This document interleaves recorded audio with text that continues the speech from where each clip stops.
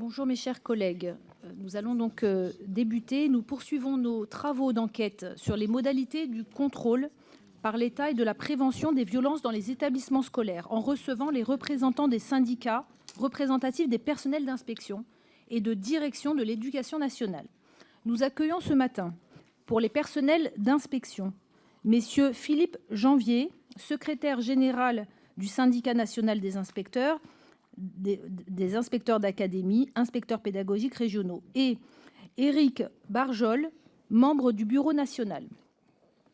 Monsieur Éric Fuentes, secrétaire général adjoint du syndicat de l'inspection de l'éducation nationale, et monsieur Patrick Roumaniac,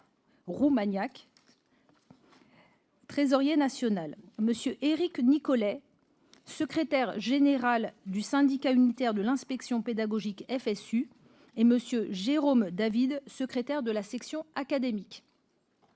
Madame, pour les personnels de direction, madame Christelle Kaufmann, secrétaire générale adjointe du syndicat national des personnels de direction de l'éducation nationale, UNSA, et monsieur Olivier Beaufrère, secrétaire national éducation et pédagogie. Monsieur Patrick Bédel, secrétaire général adjoint d'indépendance et direction FO, et madame Cathy Rodier-Hagenbach, membre du secrétariat national. Hagenbach ou Hagenbach? Hagenbach. Monsieur Laurent Kaufmann, secrétaire fédéral du syndicat général de l'éducation nationale, CFDT. Cette table ronde fait suite à nos échanges avec des représentants des enseignants, du public et du privé, ceux des chefs d'établissement des établissements privés et ceux de l'inspection générale de l'éducation, du sport et de la recherche. Nous avons bien conscience que directeurs et inspecteurs remplissent des missions différentes et ne jouent pas le même rôle dans la matière qui nous occupe, tout en travaillant en lien les uns avec les autres. Je ne doute pas que vous aurez l'occasion de nous repréciser tout cela. Je vous rappelle que cette réunion est diffusée en direct sur le site de l'Assemblée nationale, puis qu'elle y sera consultable en vidéo. Elle fera aussi l'objet d'un compte-rendu écrit qui sera publié. Notre échange prendra la forme de questions et de réponses. Je vous poserai une première ou des premières questions, puis je donnerai la parole à nos rapporteurs, Madame Violette Spilbou et Monsieur Paul Vannier. Auparavant, l'article 6 de l'ordonnance du 17 novembre 1958 relative au fonctionnement des assemblées parlementaires impose aux personnes auditionnées dans le cadre de travaux d'enquête de prêter serment, de dire la vérité, toute la vérité, rien que la vérité. Je vais donc vous inviter les uns après les autres à lever la main droite et à dire « je le jure », donc en allumant le micro et en l'éteignant pour que la personne suivante puisse allumer son micro. Je vous en prie, Monsieur Janvier. Ah, alors, on ne vous entend pas, donc le micro ne fonctionne pas. C'est en rouge. Je le jure. Je le jure. Je le jure. Je le jure. Je le jure. Je le jure. Je le jure. Je le jure. Je le jure. Je le jure. Je le jure. Je vous remercie. Donc, ma première question, pouvez-vous nous dire, au sein de vos syndicats respectifs, quelle gestion vous préconisez à vos adhérents lorsque des situations de violence sur des élèves par des adultes encadrants leur sont remontées? On commence peut-être dans l'ordre, Monsieur Janvier ou votre collègue. Merci beaucoup, Madame la Présidente, Mesdames et Messieurs les membres de la Commission. En tout cas, nous vous remercions de nous associer à vos travaux, puisque le sujet est effectivement très important et que c'est un sujet qui préoccupe l'ensemble de la communauté éducative dont nous faisons partie. Donc, votre question porte sur la réaction. Alors, nous n'intervenons pas à titre personnel en tant qu'inspecteur de telle ou telle discipline dans telle ou telle académie, mais nous avons conduit un travail avec nos collègues voilà, pour établir quelques points. Nous vous en avons adressé une note préalable, puisque vous nous demandiez de présenter nos métiers et de discerner leur champ d'intervention. C'est ce que nous avons fait, ce qui va permettre d'être plus court. Quand nos collègues, donc inspecteurs pédagogiques, qui sont présents dans les classes, notamment au cours des évaluations d'enseignants, ou présents dans les établissements pour des travaux pédagogiques, en commission pédagogique, quand les chefs d'établissement nous y invitent. Il y a d'autres occasions, quand le recteur nous missionne pour porter les politiques de la ministre et piloter certains aspects pédagogiques de cette politique, comme nous l'avons fait tout dernièrement sur les groupes de besoins ou la réforme du lycée de l'évaluation en contrôle continu. Donc, à l'occasion de cette présence, bien évidemment, vous comprenez que nous ne sommes pas présents en permanence comme le sont les professeurs ou les chefs d'établissement qui sont des personnels de stricte proximité. Mais quand nous sommes informés, le protocole qui est le nôtre, c'est, alors si nous sommes témoins visuels de quelque chose où quelque chose nous est rapporté, d'abord nous en informons le chef d'établissement pour savoir si il en a déjà été informé. Quand nous sommes témoins visuels de quelque chose, bien évidemment, ça ne s'est pas passé avant. Et par ailleurs, nous faisons un rapport écrit directement au cabinet du recteur en mettant en copie le DAZEN et le chef d'établissement avec lequel nous avons eu un échange précédemment. Voilà. Si c'est quelque chose de très grave ou qui nous paraît urgent, nous précédons cet écrit par un appel au cabinet du recteur.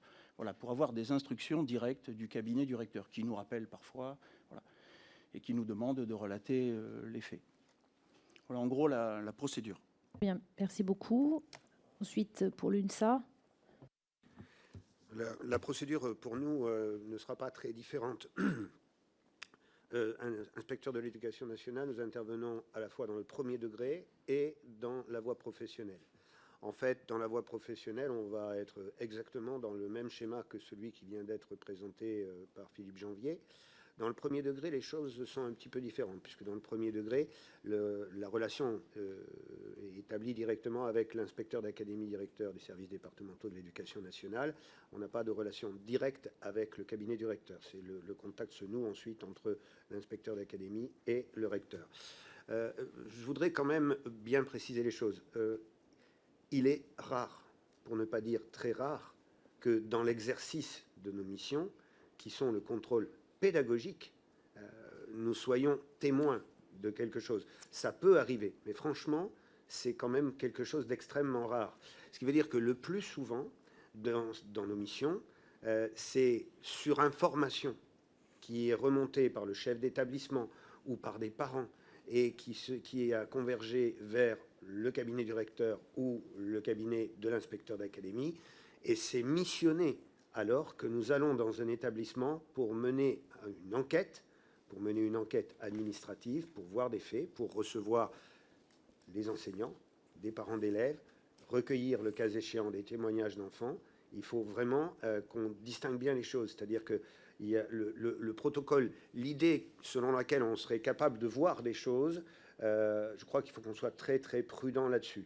Par contre, le fait que ces phénomènes soient suffisamment graves pour que un inspecteur d'académie ou un recteur nous demande de délaisser un petit peu ce qui est le cœur de notre mission pour nous préoccuper d'apporter des éléments, des faits objectifs, de documenter vraiment les choses pour qu'il puisse y avoir une enquête en profondeur qui soit menée. Ça, c'est quelque chose auquel, évidemment, nous, on se plie bien volontiers parce qu'on voit la gravité et l'impact que c'est susceptible d'avoir pour des jeunes. Bon, je vous remercie. Pour la FSU, pardon.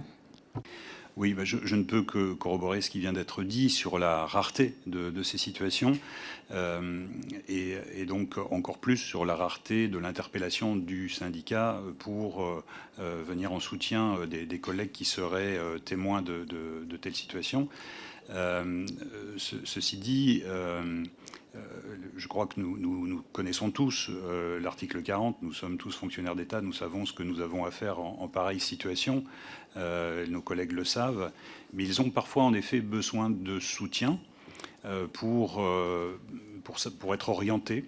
Et parmi les préconisations, en tout cas les idées que nous avons et dont nous vous ferons part par écrit, il y a celle de la création d'un numéro d'appel dédié pour les professionnels.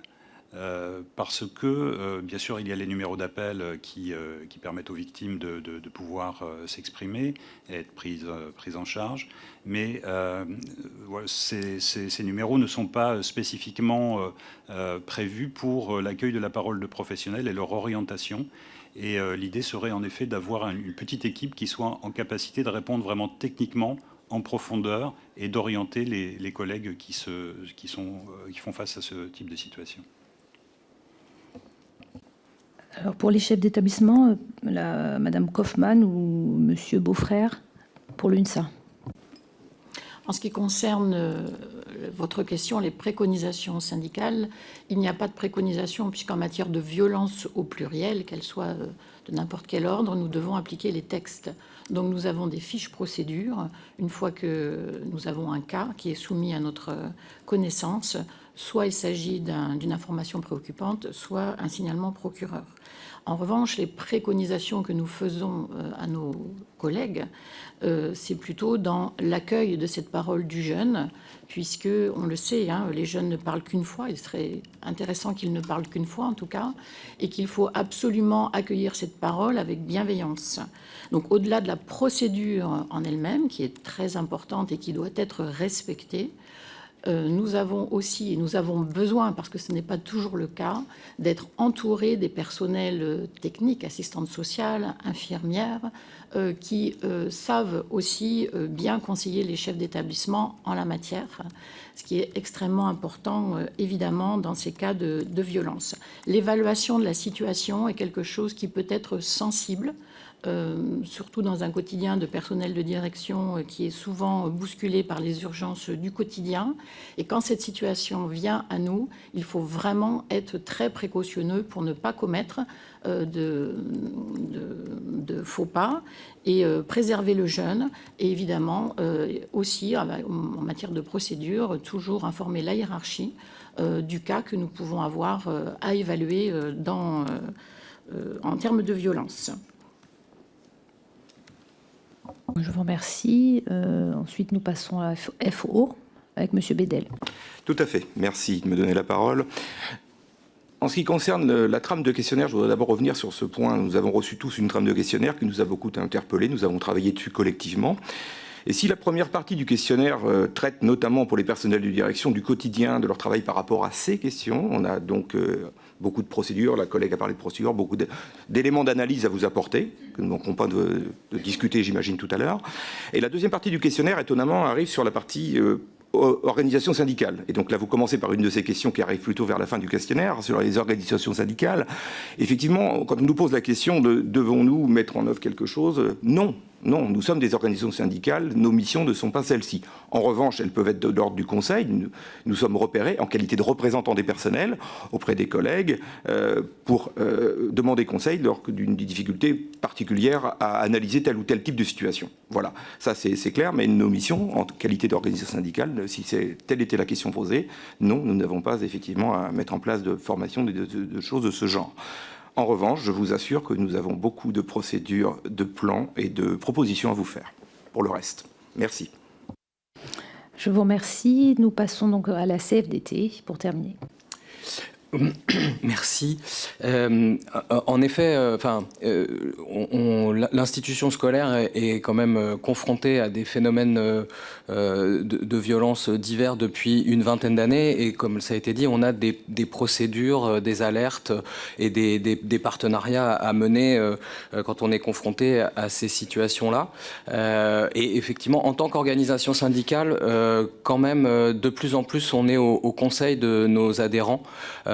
qui traversent des crises, et donc leur rappeler effectivement, parce que quand on est confronté à ces situations-là, dans des réalités professionnelles complexes, c'est d'avoir les bons réflexes et puis surtout de ne pas rester seul. Donc c'est quand même une dimension un peu nouvelle pour les organisations syndicales, d'avoir à accompagner des collègues, les chefs d'établissement, les équipes de direction. Nous, on insiste là-dessus. Il y a parfois un isolement dans la confrontation à des urgences qui peuvent être multiples. Vous avez posé la question sur les violences, mais c'est plein de situations très, très différentes quand on pilote un établissement. Bien, je vous remercie. Nous passons maintenant aux questions des rapporteurs avec la rapporteure Spilbou. Allez-y. Merci. Je vais poser une question un peu générale qui permettra qu'on soit du point de vue de l'inspecteur régional ou du chef d'établissement de pouvoir répondre. Ça intéresse le sujet de la procédure. Vous avez parlé pour beaucoup de procédures maîtrisées, connues d'un certain nombre de plans. Et puis en réalité, c'est vrai qu'on ressent face à chaque situation des besoins parfois spécifiques et un isolement de la prise de décision. Donc est-ce que vous pouvez préciser d'abord si la différence entre une information préoccupante et la saisie de la CRIP pour des violences qui seraient suspectées dans le secteur intrafamilial et un signalement article 40 auprès du procureur, est-ce que cette différence vous semble maîtrisée par les professionnels que vous représentez? Est-ce que la ligne vous semble extrêmement claire? Est-ce qu'elle mérite d'être clarifiée? Et dans la foulée de cette demande, lorsqu'il y a un signalement article 40 pour une violence commise par un adulte ayant autorité sur un enfant, est-ce que la procédure à la fois par rapport au chef d'établissement ou du chef d'établissement par rapport à ses hiérarchies, est-ce que la procédure de l'inspecteur au sein soit d'un rapport lorsqu'il est en train de faire une inspection, soit parce qu'il a été saisi auprès de la hiérarchie de l'éducation nationale, est parfaitement connue, simple, maîtrisée, ou est-ce qu'elle mérite des améliorations? Je vous remercie.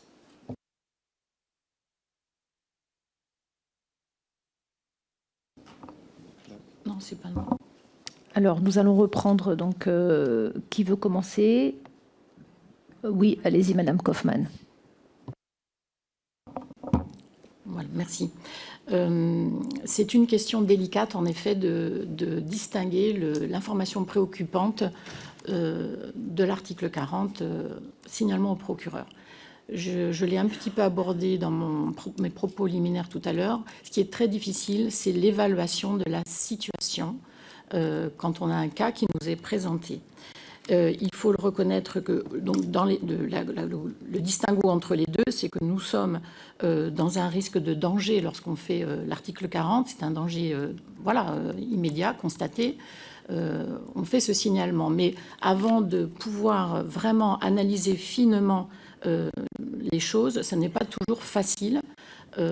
Du point de vue du chef d'établissement, vous l'avez dit, nous sommes assez isolés. Nous avons une multitude de tâches à faire tous les jours, tout aussi urgentes les unes que les autres. Et dégager du temps pour faire une analyse en toute sérénité avec les éléments nécessaires n'est pas toujours facile. Nous avons des collègues chefs d'établissement qui sont seuls, sans infirmière, sans assistante sociale, c'est-à-dire sans périmètre, sans adjoint avec eux, sans périmètre de connaissance de l'élève. Et donc, ça peut être extrêmement déstabilisant.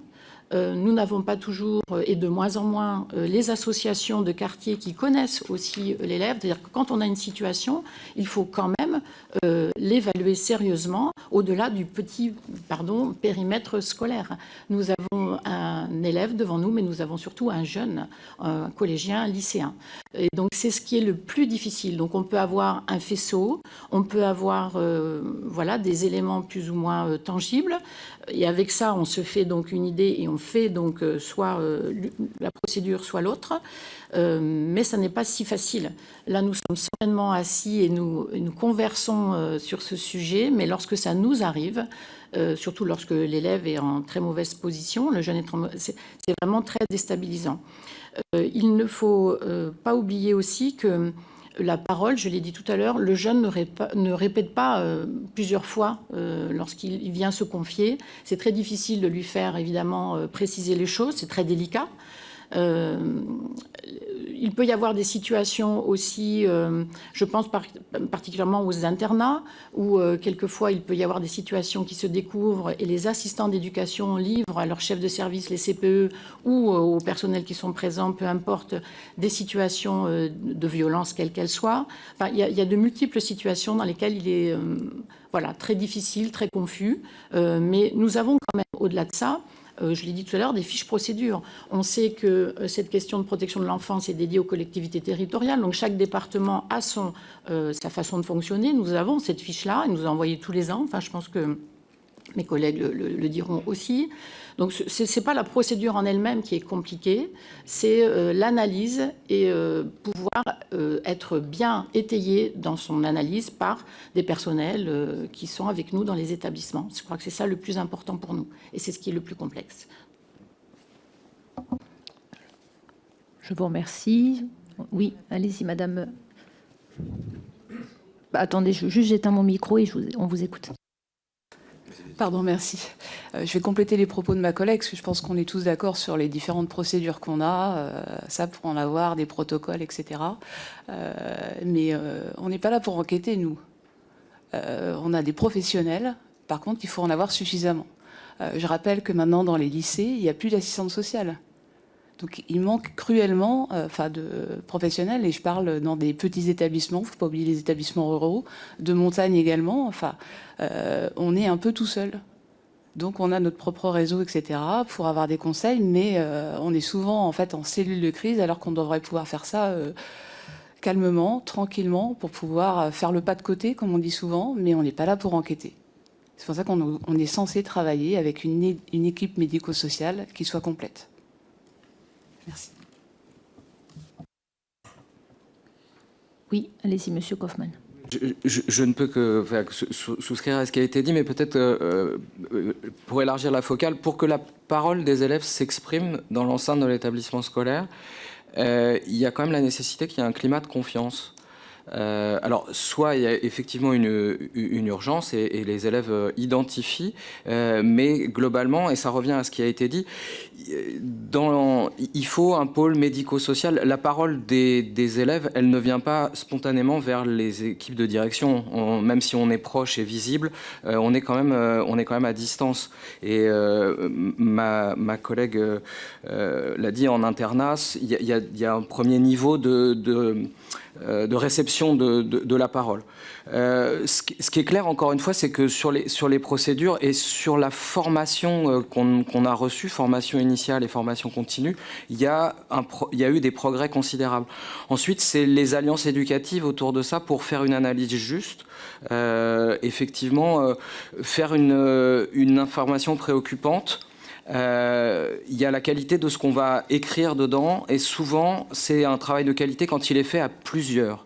Et donc je ne peux que souscrire à ce qui a été dit. Trop d'établissements sont dépourvus d'infirmières, d'assistantes sociales. Alors en urgence, on peut quand même avoir des appuis conseils au niveau des directions académiques. Mais ce n'est pas la même chose qu'une collègue assistante sociale, un ou une d'ailleurs, qui sera en capacité, même dans l'urgence, j'ai eu des années à rédiger plus d'une trentaine d'informations préoccupantes sur un établissement. Même dans l'urgence, on peut prendre le temps de la rédaction, mais la qualité, elle est là, pour le coup, dans l'interprofessionnel, et c'est ce qui nous manque de plus en plus. On redira un mot, parce qu'il y a un double intitulé sur les questions que la Commission pose. Il y a la question de la prévention. Et pour répondre à la question que vous posez sur l'urgence, il faut avoir été en capacité de faire de la prévention, et c'est la préoccupation majeure aujourd'hui de notre institution, c'est qu'on n'a plus beaucoup de temps ni de moyens pour faire de la prévention. Et je me permets de dire ça parce que je crois qu'il faut qu'on articule dans les réponses qu'on vous donne ces deux aspects. Bien, je vous remercie. Oui, allez-y, monsieur Fuentes. D'abord, monsieur Beaufrère, et puis ensuite, monsieur Fuentes. Oui, un très rapide complément pour compléter les trois interventions. Nous sommes souvent dans une temporalité quasiment d'urgence. Et c'est là la grande difficulté pour un chef d'établissement qui peut se retrouver seul. Il faut réagir rapidement. Le vendredi, 14h, c'est un grand classique. La veille de vacances, c'est un grand classique parce que le jeune va venir se confier à ce moment-là. Et là, il faut pouvoir agir rapidement et avoir, je dirais, réactiver les bonnes fiches, les bons dossiers, avoir le bon contact, avoir la réponse effectivement du cabinet de la DSDEN, du conseil technique EVS, enfin, toutes ces personnes qui vont pouvoir nous accompagner rapidement, nous conseiller également. Et je pense que ça, c'est aussi une grande difficulté. Et quand on est seul, si on n'a pas un appui pour réfléchir, c'est ce qu'on appelle l'effet miroir en gestion de crise, hein. Il faut avoir quelqu'un vers qui on peut se retourner pour corroborer, pour confronter, pour échanger. Et il faut agir très très rapidement. Et généralement, on a 2 heures grand maximum entre l'envoi, la remontée du document et la situation. 16 heures, que fait-on du jeune? Est-ce que la brigade des mineurs va venir le chercher? Enfin, toutes ces entrées, c'est extrêmement compliqué. Moi, dans une situation que j'ai vécue l'année dernière, je me suis retrouvé seul à prévenir la famille. La jeune fille avait été emmenée par la brigade des mineurs à 16h15. Elle devait sortir à 16h30. Le papa était bien sûr devant l'établissement et ne savait pas pourquoi sa fille ne sortait pas. Et c'est à moi, chef d'établissement, qu'il a fallu expliquer à la famille qu'effectivement, la brigade des mineurs venait d'emmener et que je ne pouvais pas donner plus d'informations. Donc parfois, on peut aussi se retrouver très seul. Monsieur Fuentes, allez-y. Merci. Je voudrais, moi, en plus de ce qui a déjà été dit sur la première notion fondamentale, c'est de partager les situations pour rompre cet isolement, être dans la rupture de l'isolement, mais aussi revenir sur les caractéristiques des métiers de l'inspection, notamment dans le premier degré, où là, nous ne sommes pas au contact direct des élèves, et notre premier interlocuteur, ce sont les directrices et les directeurs d'école. Ça, c'est la première chose. Donc, on se trouve, je dirais, en deuxième ligne, et il s'agit pour nous d'avoir une première documentation des faits dans ce lien particulier que nous, l'IEN, chargé d'une circonscription du premier degré, avec une entrée très territoriale, et les directeurs et les directrices d'école de sa circonscription. Le second point sur lequel moi je voudrais aussi intervenir, c'est que avec cet ancrage territorial, l'IEN chargé d'une circonscription du premier degré est aussi en lien avec les partenaires justice et police de proximité. Ces liens-là, ils sont cultivés, ils sont entretenus et ils permettent aussi, à un moment donné, d'être dans ce partage et des premiers faits, des premiers éléments remontés, et cette identification des partenaires de proximité et justice-police est vraiment importante. Pour ce qui est des signalements pour des informations préoccupantes, là aussi, il y a des liens qui doivent être tenus avec les autorités départementales et compétentes, afin de bien apprécier aussi comment l'information préoccupante est reçue et comment elle est perçue et comment elle vient s'ajouter à aussi tout un faisceau d'éléments et de présomptions. Donc une entrée collaborative et coopérative, interinstitutionnelle aussi importante dans l'entrée territoire et avec bien sûr, comme le disait Monsieur Kaufmann, une dimension importante de l'anticipation, de la prévention et de savoir avec précision quel levier actionner en toute sérénité malgré l'urgence de la situation.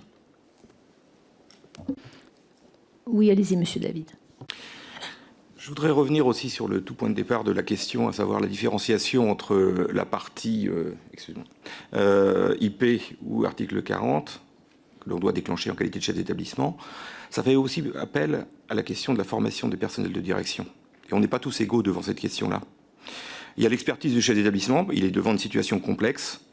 Je ne reviendrai pas, je crois qu'on l'a tous dit, on est tous d'accord là-dessus, sur la nécessité impérieuse d'équipe complète pour pouvoir réfléchir collectivement, collégialement sur ces questions-là. Mais derrière, quant à la saisine, quant à les actes qui doivent être produits, il y a des procédures, c'est vrai, elles existent. Mais il faut des réflexes, il faut de la formation. Et cette formation, elle ne doit pas se traduire simplement par une information. Elle est trop protéiforme d'une académie à l'autre. Elle prend plus ou moins de place avec le procureur, les DSDEN, etc. C'est quelque chose qui doit être réfléchi au niveau national et qui doit être vraiment inclus dans la formation des personnels de direction tout au long de leur carrière. On a tous des formations initiales différentes. Donc c'est important pour que les gens se repèrent aussi et ne se prennent pas les pieds dans le tapis, si je puis me permettre l'expression. Merci. Monsieur David. Merci, Monsieur David.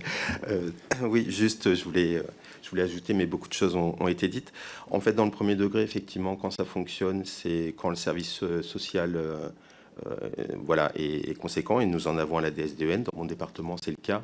Et c'est cet échange entre les directeurs et les directrices d'école, nous, IEN, inspecteurs et inspectrices, et le service social qui va déterminer, et notamment dans les violences intrafamiliales, parce que nous sommes particulièrement concernés par ces violences, cet échange, effectivement, qui va permettre de déboucher soit sur une information préoccupante, soit sur un signalement. Mais c'est ces trois parties qui décident ensemble de ce qui va être effectivement décidé. Je vous remercie. Oui, allez-y, Monsieur Janvier.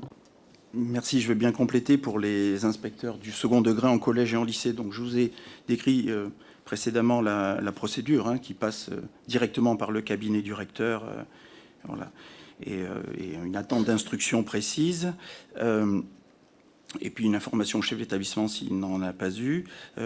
Je voudrais faire une remarque sur cette procédure. Elle est simple, elle est connue, elle est maîtrisée. On voit bien en quoi elle est simple. En revanche, l'inspecteur du second degré, collège et lycée, l'inspecteur d'académie, il ne peut pas réalerter de lui-même. Il n'est pas dans l'autosaisine. Il ne peut pas réalerter lui-même s'il n'a pas une nouvelle information donnée par une victime ou un témoin à l'oral ou par écrit. C'est-à-dire qu'une fois que l'information a été donnée, reçue, elle est transmise, mais ensuite, on ne peut pas réalerter sans arrêt. Il y a le traitement de l'alerte qui a déjà été donnée relève d'une hiérarchie et qui doit donner des instructions. Et en revanche, il nous semble que ce traitement doit être renforcé, parce qu'actuellement, on voit bien qu'il y a eu quelques ratés, pour le moins. Pour nous, dans nos préconisations, il faudrait adopter une approche qui soit coordonnée entre les différents acteurs, chacun à son niveau d'intervention. Les collègues l'ont dit, il faut sans doute trouver une procédure de libération de la parole des élèves, qui actuellement n'est pas cadrée.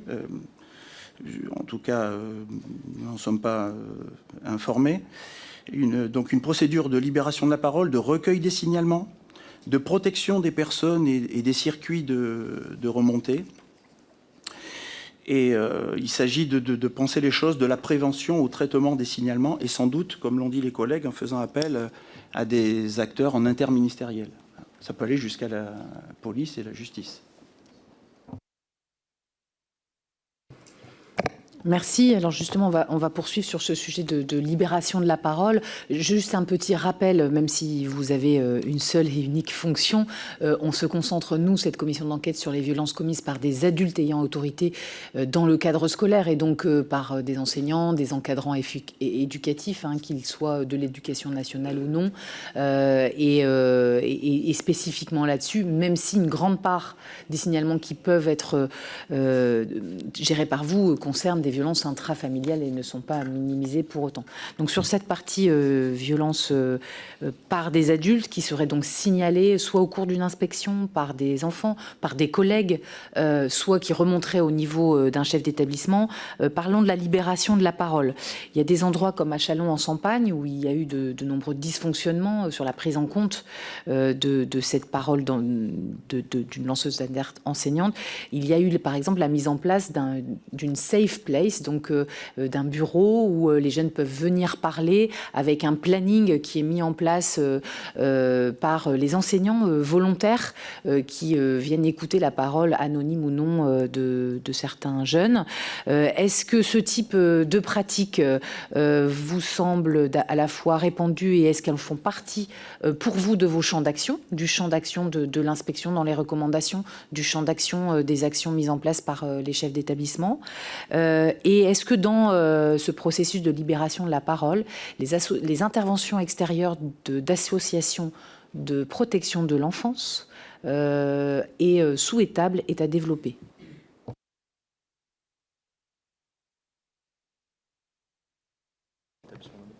Peut-être les chefs d'établissement premiers, Madame Kaufmann, allez-y. Alors, le réseau est toujours intéressant, j'ai envie de vous dire. Donc, que ce soit les associations de protection de l'enfance ou d'autres, en matière de prévention, c'est toujours intéressant de pouvoir dire à l'élève, oui, tu as le droit de parler. La difficulté de chef d'établissement actuellement, vous ne l'ignorez pas, c'est qu'on ne peut plus faire disparaître les cours de nos emplois du temps comme cela, puisqu'il nous faut remplacer les cours non prévus à l'emploi du temps initialement. C'est une première difficulté. Nous avons un comité d'éducation, santé, citoyenneté et environnementale que tous les établissements mettent en œuvre avec tout un tas d'actions de prévention, notamment en matière de violence au pluriel, j'insiste bien. Et il est vrai que le plan RCD vient quand même largement impacter nos velléités d'actions de prévention, mais elles sont quand même menées. En termes de réseau, donc il faut insister sur le fait qu'il faut que les associations soient aussi disponibles. On n'est pas tous égaux non plus. Tous les EPLE ne sont pas égaux en termes géographiques. Ça dépend un peu de leur emplacement. C'est moins facile quand on est en ruralité, il faut bien le souligner. Et ce qui concerne la libération de la parole, on constate quand même qu'avec l'intégration de la procédure phare dans tous les établissements, quand même, on sent que ça a apporté aussi, parce que phare, c'est la lutte contre le harcèlement, bien sûr, mais en fait, on a quand même pas mal libéré la parole grâce au comité de pilotage phare, aux formations des élèves ambassadeurs aussi. Et donc, à travers ce process, qui est un process national, mais qui vit au niveau interne, on arrive quand même à déceler d'autres situations, enfin, en plus ou à défaut de harcèlement. Voilà. Donc c'est quelque chose quand même qu'il faut prendre en compte, le fait que ces jeunes, petit à petit, voilà, soient bien formés et expriment leur parole ou celle de leurs camarades. Ils ont leurs représentants et c'est quelque chose d'intéressant. Le process interne, je pense, est important à réfléchir en établissement, suivant la taille, suivant les personnels que nous avons aussi à disposition.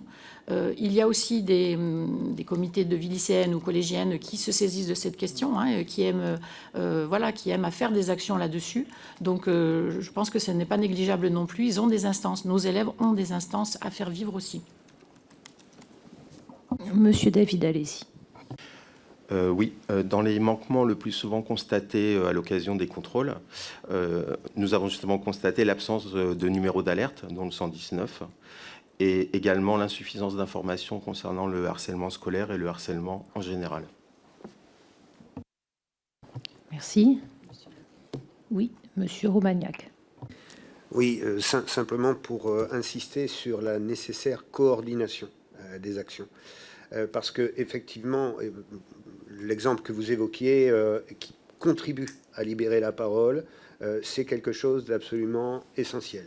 Il faut libérer la parole. Et les solutions ne peuvent pas être les mêmes d'un territoire à un autre, d'une situation à une autre. Donc, est-ce qu'on peut reproduire la même chose partout? Ça serait sans doute très difficile. Par contre, il y a quelque chose d'essentiel, c'est la coordination de l'action. C'est-à-dire qu'à un moment, il faut vraiment que dès le début, se mette en place une communication extrêmement forte entre le chef d'établissement, entre les corps d'inspection concernés et le pilotage en général est exercé toujours à partir du même endroit, c'est-à-dire à partir de l'autorité hiérarchique, qui peut être donc le recteur pour le second degré. En général, c'est vraiment le recteur qui prend en charge cette affaire-là, souvent d'ailleurs son directeur de cabinet. Et pour le premier degré, c'est généralement l'inspecteur d'académie, là aussi au niveau de son cabinet. Mais cette coordination, elle est essentielle, faute de quoi c'est là où on risque d'avoir des problèmes dans les procédures et dans ce qu'on pourra ensuite exploiter ou pas, et dans la confiance que les jeunes vont pouvoir entretenir à l'institution. C'est vraiment quelque chose d'essentiel. Cette confiance, elle n'est pas innée. On voit bien que les jeunes, il y a beaucoup de lieux où ils ne parlent pas, parce qu'ils ont peur, parce qu'ils sentent une pression, parce qu'ils ont peur de ne pas être soutenus, ils ont peur de ce qui va se passer une fois qu'ils auront parlé. Et là, il faut vraiment qu'on arrive à établir cette confiance. Et ça, c'est tout un travail qui se mène en amont.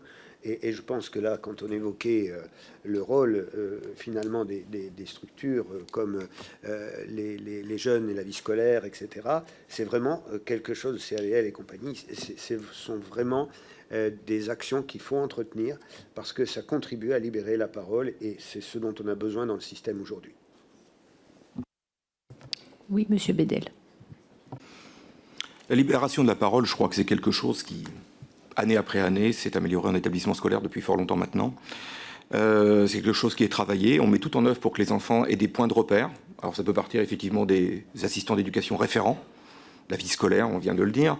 Mais il y a des passages de témoins, des passages de relais à l'intérieur d'un établissement pour que de toute façon l'enfant aille taper à la bonne porte auprès des personnes auprès de qui il a envie de se confier. Et au risque d'être dans la énième redite, pour que ces personnes puissent effectivement l'accueillir, il faut qu'elles soient présentes. Et ce n'est pas un petit bout d'infirmière, un petit bout de psy-EN, un petit bout d'assistante sociale qui va répondre à ces questionnements. L'enfant, quand il intervient, quand il vient frapper à une porte et qu'on lui dit « l'assistante sociale n'est pas là aujourd'hui, tu reviendras après-demain », il n'est pas sûr que le après-demain, il vienne délivrer la parole. Ça, c'est important de le retenir. Donc, ces éléments-là, il faut effectivement, ça passe par le plan d'urgence qu'on a déployé, le plan d'urgence de l'écoute et de l'accompagnement des élèves. On vous a transmis un communiqué de presse à ce sujet dont vous avez dû avoir connaissance, effectivement. Et ce qui nous inquiète énormément, c'est que la seule mesure qui semble se profiler actuellement, c'est qu'on nous propose des questionnaires en établissement scolaire. Questionnaires pour lesquels, effectivement, nous restons très perplexes, des questionnaires qui correspondent à le questionnement que vous avez, madame, soumis tout à l'heure, les enfants qui sont susceptibles d'avoir eu des phénomènes de violence à cause, par le biais d'adultes ou d'accompagnants, de personnel, quel qu'il soit. Sauf que ces questionnaires anonymés, qui vont être démultipliés à chaque fois qu'il y a une sortie scolaire, qui vont démultiplier à chaque fois qu'il y a un internat, vont-ils sincèrement recueillir la parole des enfants? Est-ce que l'enfant qui aura été victime de violence va forcément s'exprimer à l'intérieur de ce questionnaire? Pas certain. Il sera plus à même, et ça on en a l'expérience, croyez-nous-en, d'aller vers la personne qui l'aura identifiée et qui sera présente dans l'établissement scolaire. Les personnels identifiés pour cela. L'équipe médico-sociale dont on a parlé tout à l'heure. Le questionnaire risque au contraire de parasiter le travail, parce qu'à l'intérieur on va retrouver des enfants qui peuvent répondre toutes sortes de choses, qui vont accaparer beaucoup de notre temps fort précieux, et les collègues l'ont dit tout à l'heure, accaparé par plein d'autres missions, et donc il faudra qu'on déploie toute l'énergie que l'on a peu ou pas dans l'établissement scolaire avec les équipes présentes pour analyser ces situations qui n'existeront peut-être pas, au détriment des situations existantes. Merci. Alors, Monsieur Beaufrère et puis Monsieur Kaufmann. Oui, effectivement, le questionnaire Brisons le silence était en expérimentation sur 6 académies. Il devrait être généralisé. Donc, on travaille actuellement avec la DGESCO et puis le ministère sur décalage. On nous le présente comme une nouvelle brique dans l'entrée d'une construction. C'est un petit peu nier et annihiler tout le travail de terrain qui est réalisé et qui est un travail fondamental. Donc, on a plus besoin d'entrée, d'appui, de moyens. J'étais en Nouvelle-Calédonie voici quelques mois. Les assistantes sociales se déplacent en bateau et viennent effectivement une demi-journée, voire une journée de manière temporaire. Ce n'est pas suffisant pour répondre. Donc il faut être très clair, ce n'est pas un questionnaire, et puis un questionnaire en plus qui va non pas briser le silence, mais qui va briser le fonctionnement, vu qu'il y aura une remontée automatique au directeur académique, au DSDEN, en même temps qu'au chef d'établissement. Donc si on n'a pas d'assistante sociale sur site, si on n'a pas eu le temps effectivement de croiser, de voir le personnel qui a reçu la confidence de l'élève et qui n'est pas présent, ça va remonter directement, ça va même pas laisser le temps pour nous de mettre en sécurité s'il y a besoin de mettre en sécurité, ce que nous faisons effectivement avec l'article 40 quand on doit le faire, et puis effectivement de se dire on va travailler, on va analyser, on va accompagner. Et ça risque de précipiter effectivement le fonctionnement. Donc c'est encore à l'état d'étude, mais nous sommes vraiment opposés à ce questionnaire.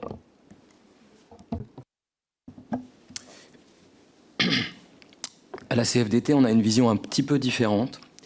Et pour revenir effectivement à la question que vous avez posée, Madame Speedboost, c'est sur les violences commises dans l'enceinte des établissements scolaires par des adultes ayant autorité, qui peuvent être des personnels de l'éducation nationale, qui peuvent être des personnels territoriaux, qui peuvent être des personnels des associations qu'on fait intervenir dans nos établissements. Je ferai un parallèle quand même avec le travail qui a été fait par la Civise sur les violences commises en milieu familial. Enfin, on a une déflagration d'informations depuis 5 ans sur un certain nombre de sujets, mais une des choses qui est abordée dans ce rapport, c'est le déni. Et dans notre institution, il faut aussi qu'on travaille avec cette question du déni qui existe partout et donc qui existe aussi chez nous. Il faut pas le nier. C'est délicat quand on est au courant de violences commises par des personnels, et ça arrive malheureusement. Donc pour nous, il y a des outils. Je reviens sur ce que je disais tout à l'heure sur la prévention, mais on a des outils qui sont des enquêtes. Quand on regarde les études PISA, les systèmes éducatifs qui ont progressé, c'est ceux qui ont pris en compte la parole de l'usager, la parole de l'élève, la parole de la famille. Et sur ce sujet-là, à la CFDT, on considère il y a beaucoup de choses qui ont avancé, mais il y a encore des progrès à faire. On a une enquête locale de climat scolaire qui est un outil qui pourrait être vraiment massivement utilisé, qui permet justement à la fois d'avoir des réponses à des questions. Ce que disent les collègues sur les questionnaires tels qu'ils sont construits aujourd'hui, ils ont des limites. Mais là où on n'a pas la même analyse, c'est que nous, on considère que c'est pas parce qu'on n'a pas de thermomètre qu'il n'y a pas de fièvre. Et donc ces questionnaires, on peut les faire progresser, mais surtout on peut les inscrire dans une autre logique. L'enquête locale de climat scolaire, elle a été construite depuis plusieurs années, notamment avec les apports d'Éric de Barbieux. Elle interroge tous les usagers, c'est-à-dire les élèves, les familles et tous les acteurs, s'ils veulent répondre, c'est une des difficultés, sur le quotidien d'un établissement scolaire. Elle est faite à un instant T et dans la procédure, normalement, elle est refaite 4 ans après. C'est une réponse un peu décalée par rapport à la question de l'urgence que vous avez posée. Mais encore une fois, c'est quel climat on instaure dans nos institutions pour que la parole des élèves puisse être prise en compte. Et le questionnaire, il a 2 aspects intéressants, c'est-à-dire qu'il pose des questions fermées ou des questions précises sur comment ça se passe dans les toilettes de l'établissement, par exemple, qui est un lieu très sensible.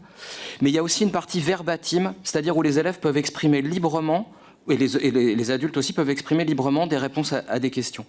Donc, à la CFDT, on considère qu'il y a une progression importante à faire sur ce sujet-là, et ça passera par des points qui ont été évoqués par mes collègues. C'est la formation initiale de l'ensemble des acteurs du système éducatif sur ces questions-là. C'est la formation continue et continuée, et je ne peux que souscrire à ce qu'a dit ma collègue du SNPDEN.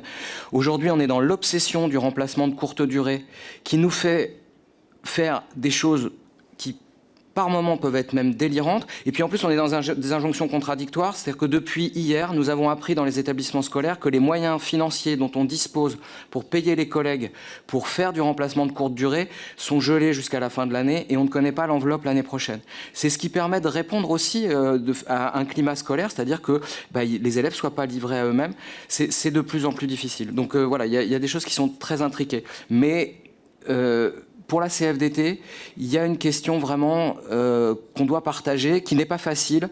Affronter ce déni, c'est est-ce qu'on a envie d'écouter comment les enfants vivent leur vie scolaire, culturelle, sportive.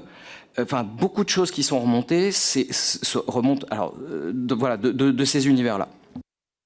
Je vous remercie. Juste, Monsieur Beaufrère, si vous pouvez préciser, tout à l'heure, vous avez dit... avec le questionnaire Brisons le silence, la remontée est directe à la DSDEN et au rectorat. Donc en fait, il n'y a pas de passage par les chefs d'établissement.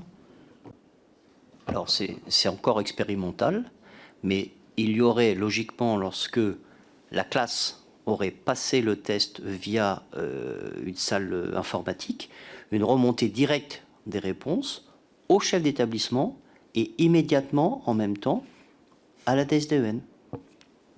Donc effectivement, ça ne laisse pas le temps de traiter. Donc ça risque d'être un appel immédiat d'un conseiller technique qui va nous dire « Vous avez quelque chose dans votre établissement, qu'avez-vous fait ?» Attendez, laissez-nous un tout petit peu souffler. On est en train de travailler. Je vous remercie. Alors, Monsieur Bédel et ensuite Monsieur Fuentes. Très rapidement, je voulais juste compléter mon propos sur la notion de libération de la parole. La parole n'est pas exclusivement verbale, notamment pour des élèves qui ont subi des violences de la part d'adultes.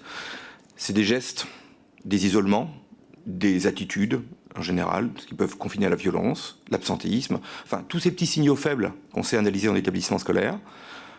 On sait les travailler, ils remontent, et toujours la même question, il faut qu'on puisse les traiter avec les personnels. Et nous ne sommes pas bien sûrs qu'un questionnaire puisse permettre de traiter des signaux faibles non verbaux.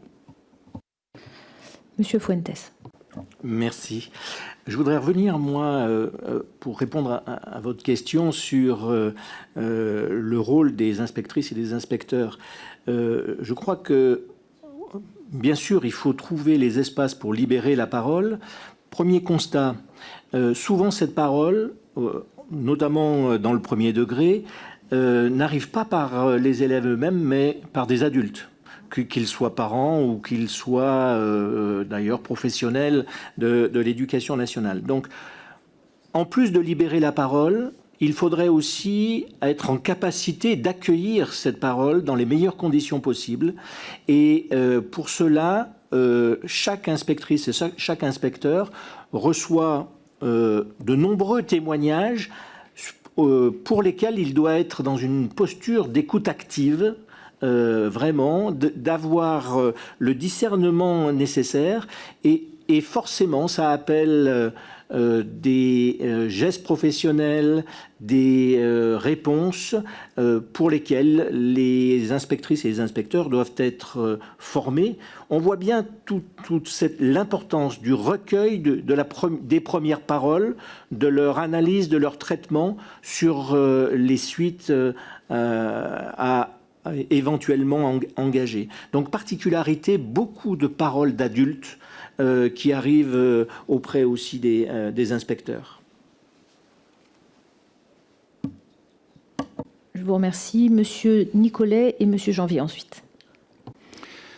Oui, pour continuer sur la question des questionnaires, je voudrais dire qu'il ne faut pas que nous reproduisions l'échec du questionnaire harcèlement, qui a eu lieu il y a quelque temps, qui est un questionnaire anonyme, et qui a montré qu'en fait, sans réelle possibilité de traitement des réponses par tout simplement manque de personnel, eh bien, voilà, il n'a pas donné lieu à comment dire, des suites qui soient réellement concrètes.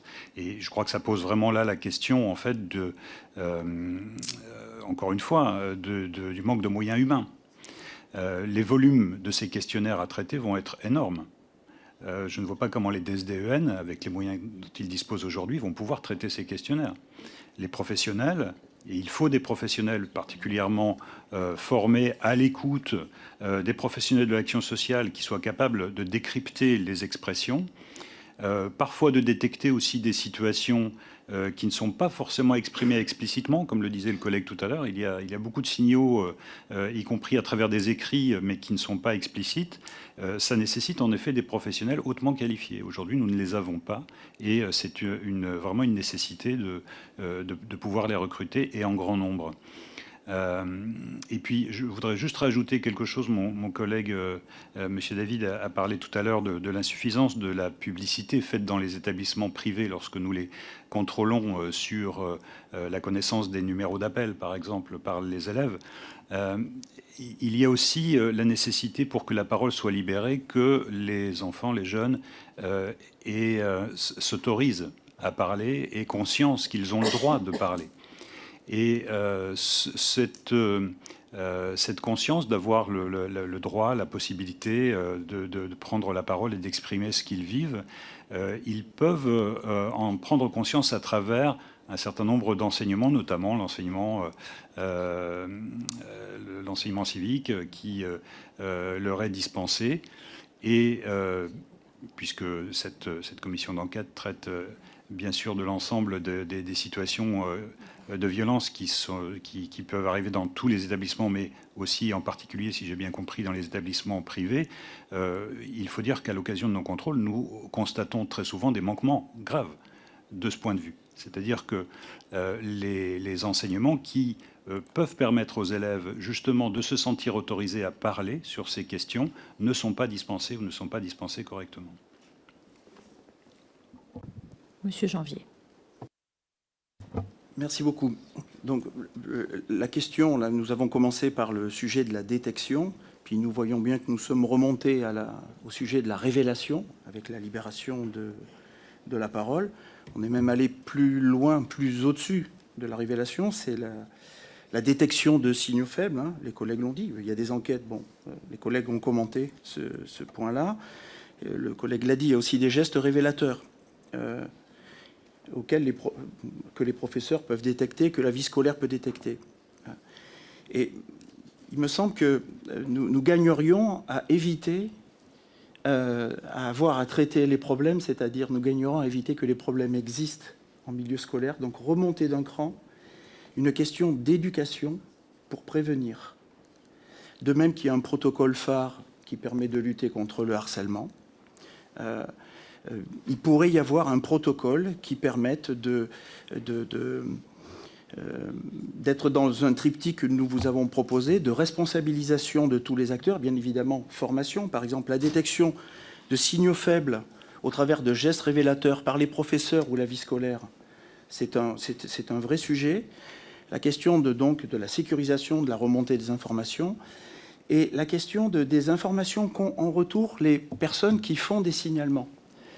Parce qu'on a vu que dans certains dysfonctionnements, une personne qui ne sait pas comment a été traitée sa remontée peut penser qu'elle n'a pas été traitée, pas mise en œuvre. En tout cas, n'en a pas une information au niveau, du niveau auquel elle l'a fait remonter. Et je pense que les acteurs qui sont dans une chaîne de signalement de remontée gagneraient à être informés de ce que le niveau supérieur a engagé, sans avoir accès à l'ensemble des informations au-dessus. Et pour nous, c'est une question, avant le traitement, il faut éviter ces violences. Et pour les éviter, il faut sans doute un plan fort d'action et d'information auprès des élèves. Comme par exemple le programme EVARS qui dit aux élèves que le corps est un espace sacré et que tout le monde n'a pas tout droit sur eux-mêmes. Voilà, bon, ça pourrait nous inspirer. Je vous remercie. Nous passons aux questions du rapporteur Vannier. Merci Madame la Présidente. Merci Mesdames et Messieurs pour ces analyses et ces préconisations, pour ces réactions aussi à certaines des mesures du plan Brisons le silence. Je voudrais maintenant aborder la question du contrôle qui est au cœur des travaux de notre commission d'enquête en vous adressant une question d'ordre général. Quel type de contrôle ou d'inspection vous paraît le plus à même de détecter les phénomènes de violence commis par des adultes ayant autorité sur des élèves en milieu scolaire? Et puis, peut-être pour les représentants des organisations syndicales des corps d'inspection, des questions qui portent plus précisément sur l'enjeu du contrôle des établissements privés sous contrat, qui est un enjeu majeur, parce qu'il y a 2 millions d'élèves qui sont scolarisés dans ces établissements et que leur sort, leur situation, bien sûr, préoccupe la représentation nationale.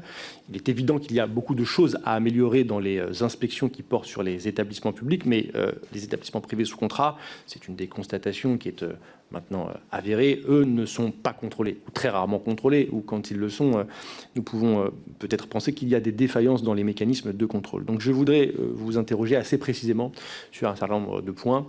Lorsque ces contrôles ont lieu, est-ce que les autorités diocésaines ou congrégationnistes, les directeurs diocésains par exemple, sont systématiquement, préalablement informés du contrôle? Sont-ils toujours présents à l'occasion du contrôle?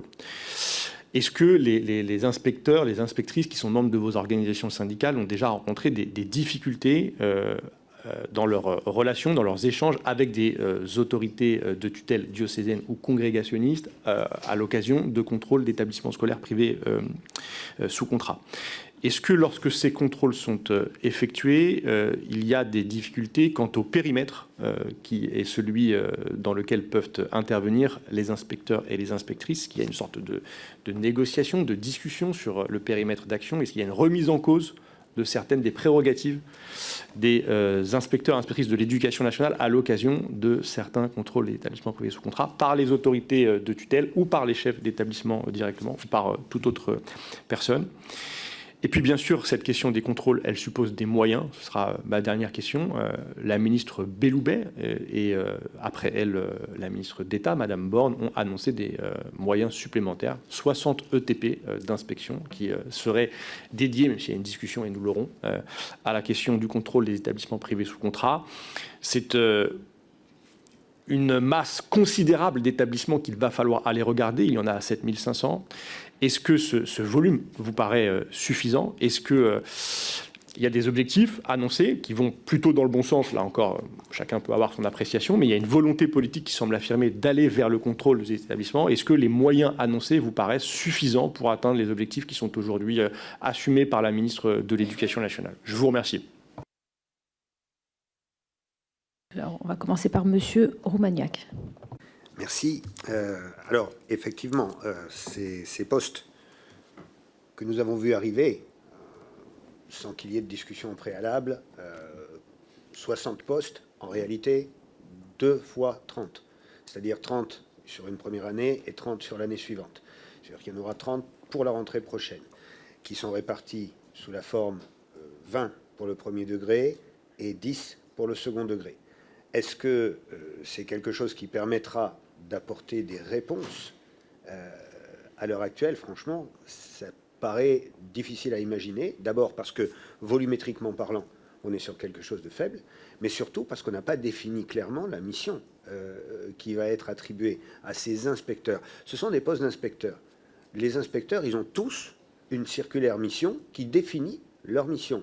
Or là, on risque d'être dans quelque chose qui va être assez largement dérogatoire par rapport aux missions des inspecteurs. C'est-à-dire qu'une des caractéristiques fortes de l'inspecteur, c'est sa territorialité, son ancrage sur un territoire, et donc toutes les relations qu'il peut entretenir avec le territoire, ou éventuellement avec les autorités diocésaines sur son territoire, puisque les inspecteurs, ils ont le premier degré par exemple, ils ont des établissements dans lesquels ils interviennent, et ils le font bien sûr en relation systématique avec les autorités diocésaines, quand on est dans une situation, je dirais, ordinaire de contrôle pédagogique. Le contrôle qui est opéré dans les établissements privés sous contrat, c'est simple, c'est un contrôle de conformité. Il est parfaitement défini par la loi et on sait exactement ce qu'on a à faire. C'est-à-dire qu'on s'assure que l'acte d'enseignement correspond bien au programme et instructions officielles, qu'il n'y a pas d'abus sur un certain nombre de contenus d'enseignement qui sont pendant le temps scolaire, etc., en prenant en compte, évidemment, les marges de liberté qui sont accordées à cet enseignement privé sous contrat. Le problème, c'est que quand on va rentrer dans quelque chose qui est de l'ordre d'un contrôle, cette fois-ci non plus sur la pédagogie, mais sur la vie scolaire, on rentre dans quelque chose de très spécifique. C'est-à-dire qu'il va falloir vraiment qu'il y ait une réflexion forte sur qu'est-ce qu'on attend de ces nouveaux inspecteurs qui vont avoir à opérer des contrôles. Mais des contrôles, on le voit, ils ne peuvent pas se substituer au contrôle pédagogique. Donc on va être sur quelque chose à part et quelque chose qui nécessite vraiment une réflexion. La réponse, pour l'instant, et elle est légitime, c'est une réponse politique. Il y a un problème et on crée des emplois pour essayer de résoudre ce problème. C'est légitime, ça pose aucune question, ça nous paraît totalement pertinent. Mais il va falloir maintenant qu'on opérationnalise les choses, et là, ça veut dire des discussions qui n'ont pas encore été ouvertes. Attention, les postes, ils vont être déployés à la rentrée prochaine. Si on n'a pas vraiment maintenant tout de suite une réflexion sur qu'est-ce qu'on va faire, comment ça va fonctionner, comment on va travailler en lien avec les chefs d'établissement, c'est essentiel. Comment on va travailler en lien avec les autorités diocésaines, c'est essentiel. Est-ce qu'un inspecteur fait l'objet de pression quand il va dans un établissement privé hors contrat? Oui, évidemment. Évidemment. Sous contrat, de la même manière. Évidemment, on sait très bien qu'on est regardé de près sur les observations qu'on peut faire. Nos observations, je le disais, c'est le contrôle de conformité. Si on déborde un tout petit peu du contrôle de conformité et qu'on va vers quelque chose qui est de l'ordre de l'appréciation d'une pertinence pédagogique, on risque très vite d'être rappelé à l'ordre par notre autorité de tutelle qui fait ce qu'elle a à faire. On n'a pas de doute là-dessus. Mais on voit qu'on marche sur des œufs. Et il va falloir qu'on apprenne à marcher précautionneusement sur les œufs en question, parce que les œufs en question, ils réfèrent aussi à des situations qui sont des situations vécues par des jeunes et qui peuvent être extrêmement douloureuses. Une erreur de comportement d'un inspecteur peut avoir des conséquences graves. Donc il faut qu'on soit vraiment extrêmement attentif par rapport à ça. Après, gardez peut-être à l'esprit aussi le fait qu'à un moment, ce que va faire un inspecteur sur le terrain, c'est collecter des informations, faire remonter ces informations de manière à ce qu'il puisse y avoir des décisions qui vont être prises, qui ne relèvent pas de l'autorité directe de l'inspecteur. L'inspecteur est là pour préparer. Et cette préparation, elle se fait en lien avec le chef d'établissement, avec la proximité, avec tous les éléments qu'on peut recueillir sur le terrain, pour documenter au maximum une situation et qu'une décision soit prise. Mais c'est pas évident, parce que pour le grand public, l'inspecteur, le simple titre d'inspecteur lui donne une espèce d'autorité sur un territoire. Attention, cette autorité, elle est aussi contrôlée, et c'est heureux. On ne demande pas autre chose qu'une autorité contrôlée pour les inspecteurs. Et c'est vrai que là, le travail de l'inspecteur d'académie devient tout à fait déterminant. On a pu le voir encore récemment dans une affaire malheureuse qui explique peut-être que nous discutions aujourd'hui. Je vous remercie. Juste une précision. Les nouvelles embauches, donc les nouveaux ETP qui ont été, notamment par exemple les 10 pour le second degré, ce sont des inspecteurs pédagogiques régionaux. Ou des... Alors, ça a été précisé hier par le directeur de l'encadrement. Ce sont des inspecteurs du second degré, inspecteurs d'académie, inspecteurs pédagogiques régionaux, ou, le cas échéant, il y aura possibilité pour des inspecteurs de l'éducation nationale du second degré, donc de la voie professionnelle, de candidater sur ces postes-là. Je vous remercie. Alors, il y a M. Nicolet d'abord et ensuite M. Janvier. Allez-y. Oui. Alors, notre administration est sans doute la plus sous-encadrée de toutes. Un peu plus de 3000 inspecteurs, inspectrices pour 800 000 enseignants. C'est tout à fait insuffisant. Ce qui fait qu'aujourd'hui, les corps d'inspection sont déjà sous l'eau pour exercer leur mission ordinaire. La ministre propose 30 nouveaux ETP à la rentrée prochaine, c'est-à-dire moins d'1% de nos effectifs. Ce n'est pas avec 30 ETP que nous allons pouvoir engager un programme aussi ambitieux de contrôle des établissements privés sous contrat. Donc, manque d'ambition de ce programme, dans la mesure où la ministre nous dit également l'objectif est un contrôle de 40% des établissements dans les 2 années à venir, c'est-à-dire 20% par an. Et elle nous précise, dans ces 20%, il faudra qu'il y en ait 10% qui soient contrôlés en présentiel. Donc, petit exercice de mathématiques, ça veut dire qu'il nous faudra 10 ans pour aller voir l'ensemble des établissements privés sous contrat en présentiel. Donc, évidemment, c'est un plan qui manque singulièrement d'ambition en matière de recrutement. Donc, nous venons de parler de ces postes, de ces nouveaux postes d'inspecteurs et d'inspectrices. Ils ont été décidés sans concertation avec les organisations syndicales, mais nous avions exprimé au cabinet de la ministre notre point de vue sur cette question en disant que ce qu'il faut, c'est en effet consolider les effectifs des corps d'inspection, de tous les corps d'inspection, dans toutes les disciplines et dans les circonscriptions, et qu'il ne serait pas forcément une bonne idée que d'avoir des inspecteurs qui soient spécifiquement dédiés au contrôle des établissements privés sous contrat. C'est-à-dire que l'idée, ce serait plutôt de renforcer nos équipes de manière à nous libérer du temps sur nos missions ordinaires pour pouvoir le consacrer, en effet, à des contrôles et à des contrôles en équipe pluridisciplinaire. C'est-à-dire que ces contrôles doivent être effectués par des inspecteurs, bien sûr, de tous les niveaux, premier degré, second degré, pour avoir des regards croisés, mais aussi associés à d'autres personnels, personnel infirmier, personnel sociaux et personnel également de chefs d'établissement qui peuvent constituer ces équipes de contrôle.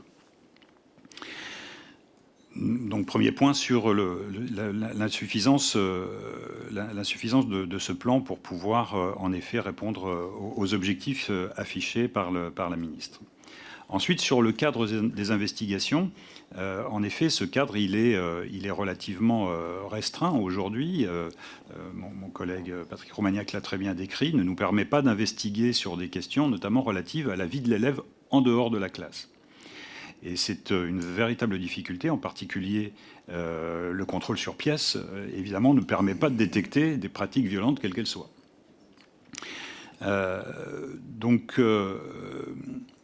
Beaucoup de choses ne peuvent pas être contrôlées, notamment la manière dont l'établissement honore le contrat avec l'État ou pas.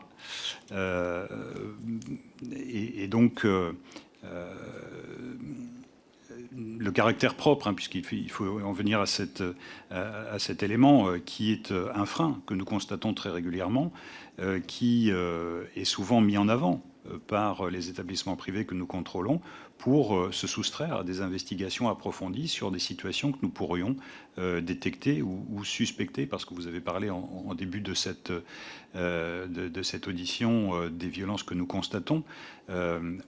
Voilà, c'est quand même très rare, nous vous l'avons dit, de pouvoir constater des violences, mais par contre, nous pouvons ressentir un certain nombre de situations, un certain nombre de choses, mais malheureusement, nous avons très souvent cette opposition qui nous est faite liée au caractère propre des établissements et qui ne nous permet pas donc des investigations dans ce domaine. Ensuite, je dirais que pour l'instant, il nous manque un mandat clair pour pouvoir réaliser ces contrôles. Une lettre de mission précise qui nous dise exactement ce que notre autorité hiérarchique attend de ce contrôle. Ce mandat, nous ne l'avons pas et malheureusement, cela joue sur l'indépendance, notre indépendance et sur notre liberté d'action également. Le fait d'avoir un mandat clair, écrit, signé du recteur ou du DAZEN, nous permettrait d'avoir des garanties justement de liberté et d'indépendance pour pouvoir réaliser ces contrôles et ne pas être soumis aux pressions avant ou après ces contrôles par nos autorités hiérarchiques ou autres. Et enfin, je voudrais parler également de l'absence de transparence des résultats. Ça a été évoqué. C'est vrai qu'il y a très peu de retours qui nous sont faits des observations que nous pouvons faire. Il n'y a donc pas de publication de nos contrôles, de nos rapports, en tout cas de publication in extenso et publique de ces contrôles. Et cela pose un problème parce que nous constatons également régulièrement que des parties de nos rapports peuvent être supprimés, éludés, édulcorés. Et ce sont des situations qui nous sont reportées régulièrement de la part de nos collègues qui nous disent « Tiens, j'ai visité un établissement privé, j'avais fait tout un paragraphe sur la difficulté de la mixité dans cet établissement, de la mise en œuvre de la mixité, et je constate que dans mon rapport final, cette partie n'apparaît plus. » Donc ce sont des éléments, un mandat clair et une transparence de la publication de nos rapports qui nous semblent importants pour pouvoir progresser dans ce domaine. Je me permets, Monsieur Janvier, vous aurez la parole, mais ce que vient de dire Monsieur Nicolet, bien sûr, nous interpelle. Des travails d'inspecteurs qui transmettent un rapport, qui font leur travail, et ce rapport au niveau supérieur. À quel niveau, plus précisément, Monsieur Nicolet, est édulcoré, est éludé, des éléments sont éludés? Je veux dire que ce que vous nous dites là fait écho à ce que nous avons observé et ce que nous allons continuer à questionner dans le cadre d'une audition prévue la semaine prochaine à propos du rapport de l'inspection générale. Donc là, on est sur un autre niveau de contrôle, mais c'est le même mécanisme, avec une lettre de mission dont on a le sentiment aujourd'hui, mais nous allons le vérifier, qu'elle a été édulcorée, que des passages entiers ont été modifiés pour donner une appréciation positive du fonctionnement de l'établissement, alors que les inspecteurs généraux, à propos de l'établissement Stanislas, avaient relevé de très graves dysfonctionnements. Je retrouve dans ce que vous nous dites ce mécanisme-là. On a donc le sentiment, est-ce que vous le confirmez, est-ce que vous pouvez le détailler, qu'au niveau, disons, inférieur, je n'y hiérarchise pas, mais au niveau académique territorial, au niveau territorial, ce type de fonctionnement peut aussi avoir lieu. Je ne dis pas que le sens de nos rapports peut être détourné pour lui donner une autre orientation, pour le rendre positif, mais que nous sentons bien qu'un certain nombre de choses ne peuvent pas être dites ou qu'il est préférable de les taire. Et donc, qu'en effet, il y a des relectures qui sont faites au niveau des rectorats et qui, dans la restitution finale du rapport, permettent en effet une expression différente de celle qui avait été première. Pour bien comprendre, au niveau des rectorats, qui a la possibilité de relire et d'intervenir sur la rédaction finale d'un rapport? Question délicate que vous me posez. Je ne peux pas vous dire très précisément qui peut le faire, mais en tout cas, évidemment, au plus haut niveau d'un rectorat, au niveau d'une DAZEN ou d'un rectorat autour du recteur et de son cabinet. Monsieur Nicolet, je vais être plus direct encore. Vous êtes sous serment de notre commission d'enquête. Si vous avez la connaissance, une connaissance suffisamment précise qui nous permettrait d'identifier si c'est le recteur lui-même, si c'est dans son cabinet, si c'est l'inspecteur d'académie dans son cabinet, le lieu, l'endroit où ce type d'intervention peut avoir lieu, c'est important de l'indiquer à notre commission d'enquête. Oui, bien sûr. Là, je vous fais part de remontées de collègues, hein, puisque bien sûr, avant de nous présenter devant vous, nous avons interrogé des collègues sur voilà, les questions que vous nous posiez, que vous étiez susceptibles de nous poser. Et en effet, des collègues nous ont remonté ce type de situation. Je peux bien sûr vous mettre en relation avec eux si vous le souhaitez. Tout à fait. Si vous avez la possibilité de nous indiquer plus précisément par écrit peut-être qui vous signale dans telle académie. Nous ne cherchons pas des responsabilités individuelles, mais nous cherchons à comprendre des mécanismes et comprendre où se situe une intervention de ce type. C'est important, bien sûr, pour notre commission d'enquête. Monsieur Janvier. Merci. Donc, je vais reprendre les questions dans l'ordre que vous aviez posé. Donc, pour rappeler que les IAIPR, inspecteurs d'académie, inspecteurs pédagogiques régionaux, ne sont pas dans l'autosaisine. Donc effectivement, ils sont sollicités par le recteur pour du contrôle, et l'occasion de ces contrôles, ça peut permettre de détecter certaines choses. Alors, il y a différents types de contrôles. Si les questions relèvent du pédagogique, ce sont les IAIPR des disciplines, mathématiques, français, histoire, géographie. Si les questions relèvent du fonctionnement de l'établissement, ce sont les IAIPR EVS, établissement et vie scolaire. Et de même, si les questions relèvent donc de la vie scolaire, bon, il y a les questions de santé-sécurité qui relèvent d'autres types d'inspecteurs. Les contrôles administratifs peuvent relever également d'autres types d'inspecteurs ou des compositions croisées. Ce que nous ont fait remonter nos collègues, c'est qu'actuellement, pour les contrôles qui ont eu lieu ces 2 dernières années, donc depuis un renforcement des contrôles depuis la ministre Belloubet, c'est que ce sont des équipes plurielles, et dans ces équipes, il y a toujours au moins 1 ou 2 IAIPR EVS.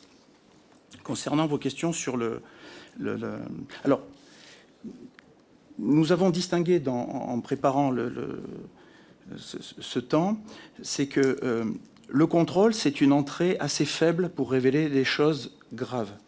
Parce que lors d'un contrôle, quelqu'un peut déclarer quelque chose et le rapport en faire état, et en fait, cette personne peut se rétracter.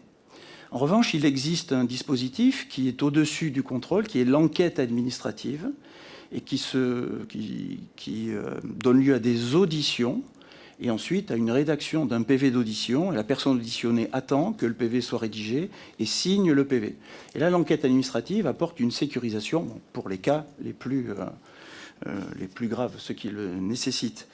Donc c'est aussi à distinguer dans la famille des contrôles. On peut aller jusqu'à l'enquête administrative. D'ailleurs, l'enquête administrative, elle peut parfois gagner à être dépaysée au sens large, hein, pour être confiée à l'inspection générale. Voilà, qui peut... en raison peut-être de sujets plus locaux. Donc j'en viens à ces sujets, le privé sous contrat. Est-ce que le diocèse est informé du contrôle? Mais pas toujours, parce qu'actuellement, en tout cas, ces 2 dernières années, des contrôles inopinés sont à l'œuvre. Voilà. Alors, je ne peux pas vous dire leur nombre, mais des collègues nous ont dit que même ils pouvaient aller jusqu'à refaire un contrôle inopiné sur un établissement contrôlé il y a 6 mois. Voilà. Donc ça existe. Est-ce qu'il y a des difficultés avec le diocèse? Alors, nos collègues ne nous ont pas fait part de ces difficultés.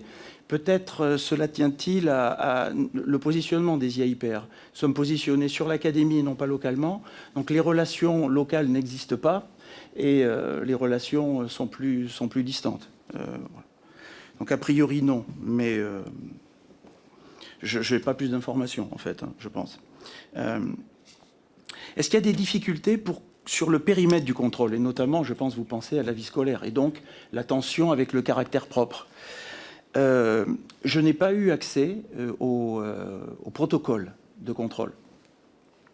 Nous avons interrogé plusieurs collègues qui ont eu accès puisqu'ils effectuent des contrôles. Actuellement, ce protocole est à disposition des IAIPR qui effectuent les contrôles.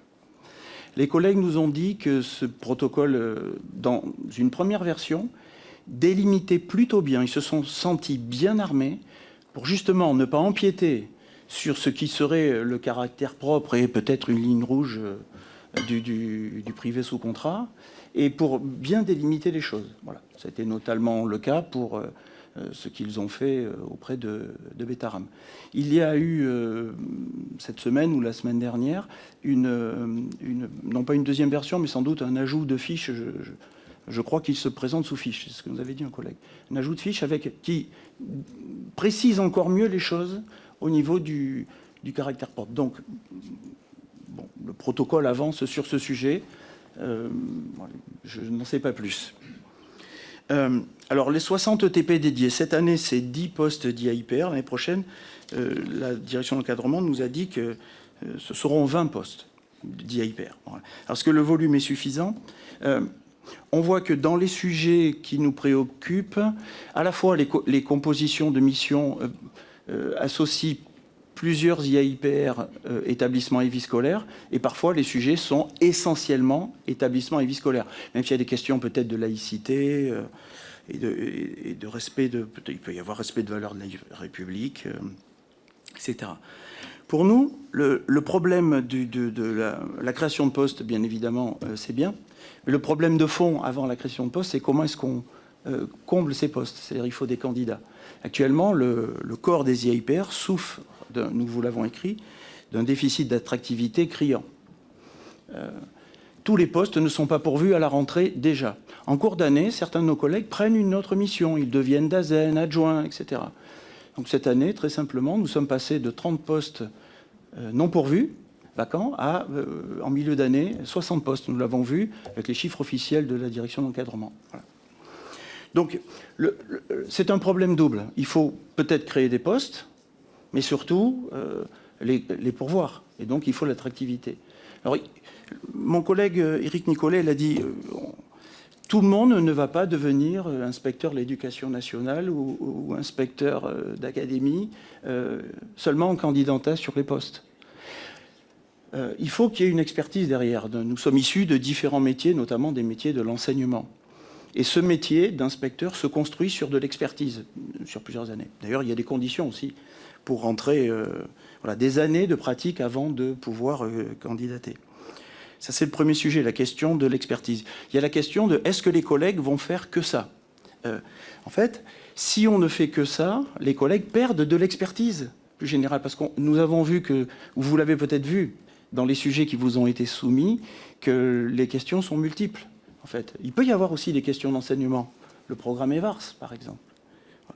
Donc, il faut sans doute renforcer les équipes des collèges pour ce qui nous concerne IAIPR. Peut-être penser un peu plus au corps des IAIPR, enfin, à la spécialité établissement et vie scolaire dans le corps des IAIPR. Mais mon collègue Éric Nicolet l'a dit, en réalité, comment on travaille à un collège d'inspecteurs ? Il y a des missions collégiales, hein, c'est une mission collective qu'il faut. Donc il faut se la répartir. Il y a des collègues qui ont certains dossiers, ils ne pourront faire qu'un contrôle tous les 2 ans, et d'autres collègues qui ont d'autres dossiers qui leur permettront de faire 5 contrôles par an. En fait, bon, ça c'est un travail interne. Mais ça veut dire qu'il faut renforcer l'ensemble des membres d'un collège d'IAIPR, à la fois des disciplines, sans doute un peu plus les EVS. Nos collègues actuellement nous disent qu'ils sont confrontés à une grande difficulté, c'est l'urgence de l'action. Et nous comprenons l'urgence l'année dernière, cette année. Mais pour la rentrée prochaine, il faut qu'il y ait une planification des choses. Il faut qu'en début d'année, il y ait un plan d'action, un plan de contrôle, un plan d'accompagnement. Il faut qu'il y ait un plan. Ce plan, décidé par le recteur, avec les moyens dont il dispose, doit être transmis, ensuite sera transmis au collège des IAIPR qui se répartira la charge. Nous réalisons les missions que le recteur nous confie, y compris parfois quand on est à la limite de nos missions, de la circulaire mission, ça a été dit. Mais nous réalisons les missions. Mais pour les réaliser, il faut pouvoir planifier. Là, la situation d'urgence actuelle fait que des collègues ont, tout à fait cessantes, stoppé leur métier.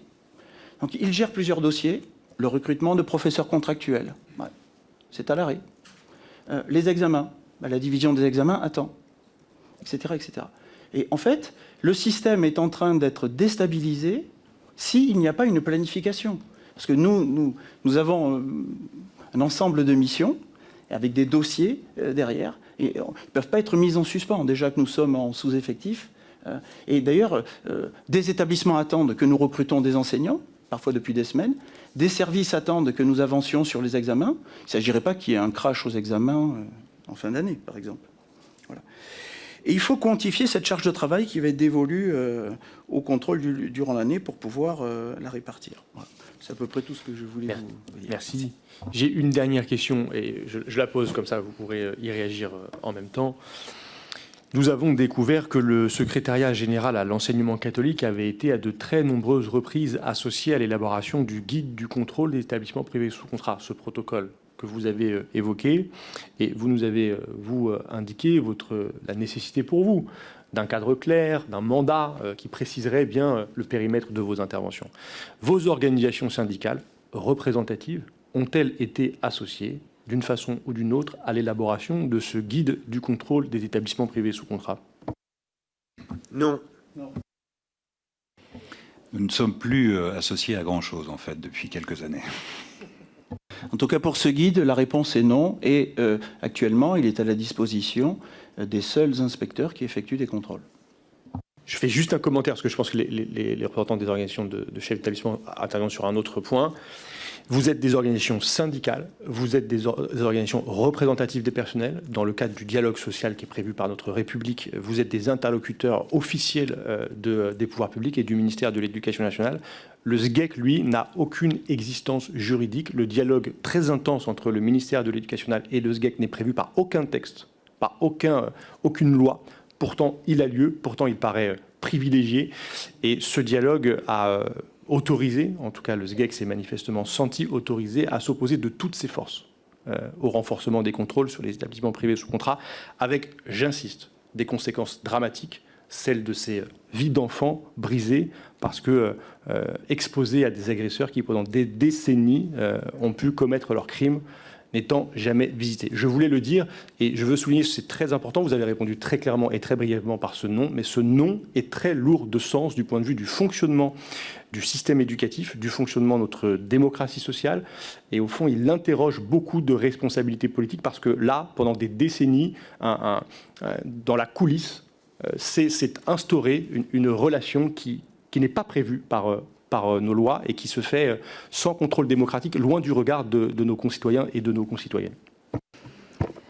Bien, vous voulez prendre la parole, Madame Kaufmann. Allez-y. Merci.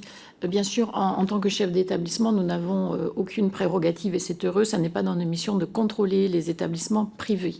Mais nous soutenons bien évidemment les propos de nos collègues inspecteurs sur ce qui vient d'être développé en termes de constat et d'analyse.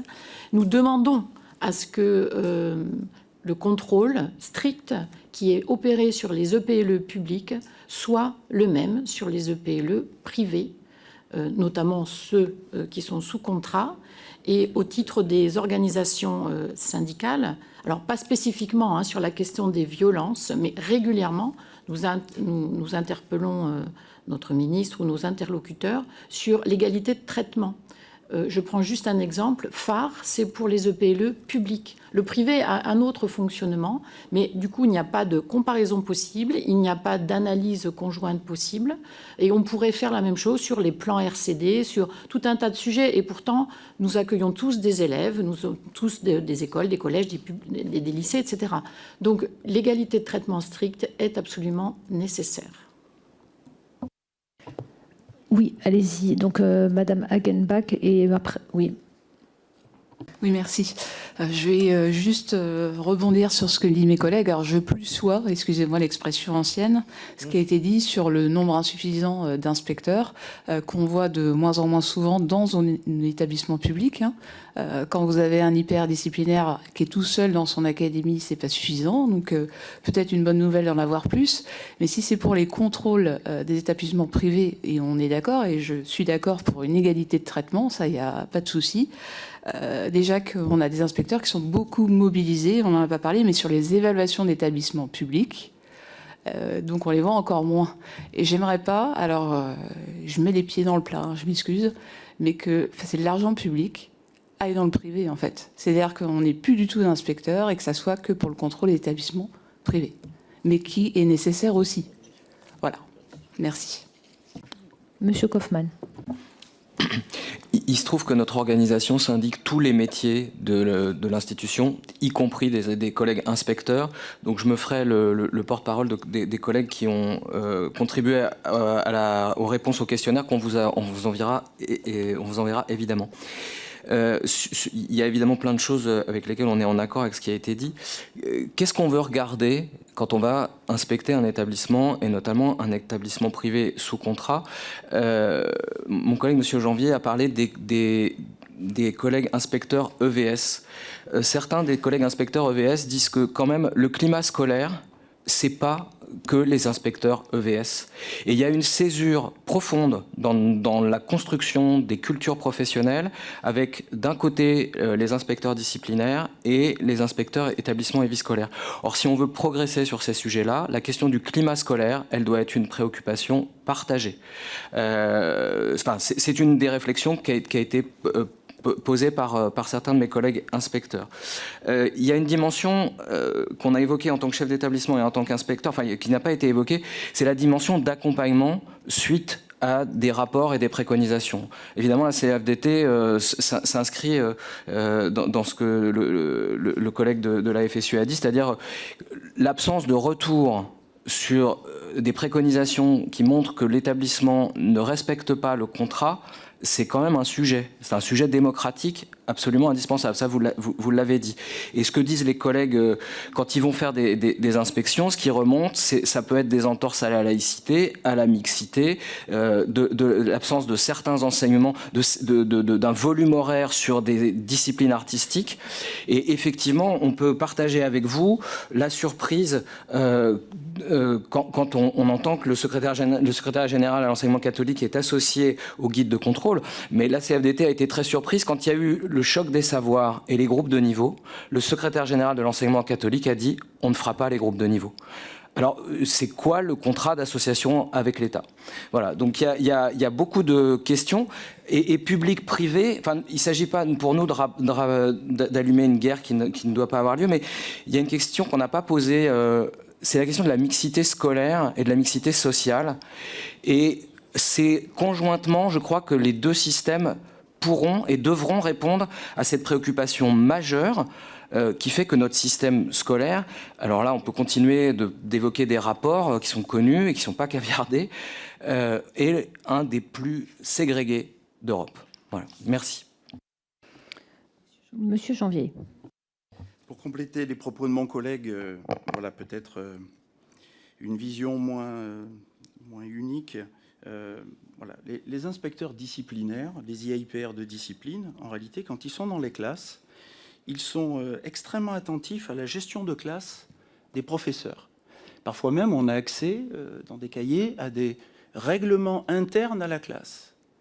Ça nous donne l'occasion d'échanger avec le chef d'établissement pour savoir s'il a connaissance de ces règlements internes de fonctionnement à la classe, le professeur, une sorte de contrat didactique et pédagogique entre lui et ses élèves. Souvent, de nombreux professeurs mettent en place ce type de contrat et les chefs d'établissement n'en sont pas informés. Disons que les professeurs ne font pas remonter. Mais ces éléments-là, la façon de gérer la classe, la présence ou non d'un contrat, le fait que le professeur s'y tienne, la parole des élèves qui peuvent venir à la fin de l'heure nous dire des choses. Nous sommes contents que vous soyez là aujourd'hui, ça s'est très bien passé, contrairement à d'habitude. Ce sont des choses rares qui existent, mais on est là pour détecter tous les signaux faibles, se demander comment on peut les détecter. En fait, ces éléments-là contribuent à la vie scolaire. La vie scolaire, ça n'est pas qu'un champ des IAIPR, EVS, établissements et vie scolaire. La vie scolaire, c'est un champ global. La vie scolaire, ça peut aussi recouvrir le respect des personnes, des droits, voilà, le respect des valeurs de la République. Ça, c'est un champ. Alors, mais évidemment, nous ne faisons pas les mêmes métiers et ils sont spécialisés, c'est une spécialité sur la vie scolaire. Mais depuis de nombreuses années, le système éducatif et les inspecteurs qui le composent ne sont plus uniquement dans leur champ propre en disant le reste ne m'intéresse pas, il y a des œillères. Voilà. Donc c'est peut-être une vision qu'il faudrait actualiser.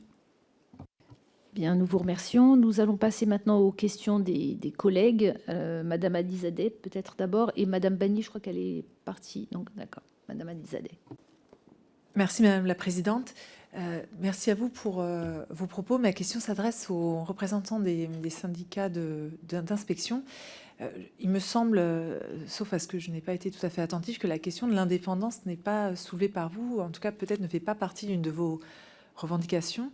Moi, il me semble que par vos missions de contrôle de l'établissement, votre travail s'apparente à un travail d'inspection du travail. Ou alors, l'analogie a été trouvée la semaine dernière par un sociologue, M. Pierre Merle. Il prenait cet exemple, c'est comme si l'autorité de sûreté du contrôle nucléaire dépendait du ministre, recevait ses missions d'inspection par le ministre de l'Énergie et remettait des rapports qui n'étaient lus que par le ministre lui-même et éventuellement publiés si le ministre était d'accord avec les conclusions et, comme vous l'avez dit, parfois caviardés. Ça ne viendra à l'autorité de personne. Cette autorité de contrôle de la sûreté nucléaire est une autorité administrative indépendante. Et moi, plus on avance dans cette commission d'enquête, plus j'en viens à me dire, et je le dis d'autant plus que je connais bien le fonctionnement du ministère de l'Éducation nationale, qu'il n'y a pas d'autre issue que d'envisager une indépendance d'un corps d'inspection qui pourrait s'auto-saisir, fixer son propre calendrier de travail et avoir une indépendance totale par rapport à un ministère dont il partagerait le même objectif, celui du bien-être, du développement et de l'éducation de tous les enfants. Voilà. Je vous remercie. Oui, Monsieur Janvier. Je ne vais pas répondre sur le fonctionnement du système éducatif tel qu'il est, c'est pas mes prérogatives. Je peux vous dire que, pour ce qui concerne les IAIPR, que je représente uniquement, nous sommes libres dans le conseil au recteur. Pourquoi ? Parce que le conseil, ça fait partie de nos missions. Donc nous sommes libres dans le conseil. En revanche, nous sommes loyaux dans notre action, c'est-à-dire que nous respectons les décisions du recteur, la politique de la ministre. Vous voyez ce que je veux dire ? Mais c'est-à-dire que voilà, nous sommes libres dans le conseil. Avant de mettre en œuvre une politique éducative qui nous est annoncée par le ministère, nous travaillons avec le recteur pour lui dire un peu les sujets de frottement, de friction auxquels il va se... Voilà. Exactement. L'autre partie, c'est l'inspection. Voilà. Donc, nous sommes centrés sur l'inspection pédagogique. Nous sommes des inspecteurs pédagogiques. Notre métier, c'est l'enseignement dans les classes. Pour autant, quand on nous confie des missions de contrôle, nous travaillons au sein avec un groupe qui est constitué, une mission, et nous sommes mandatés sur des champs précis. Le plus souvent, la vie scolaire. Ce qu'a dit mon collègue, c'est qu'il faut que le mandat soit précis, la lettre de mission du contrôle soit précis.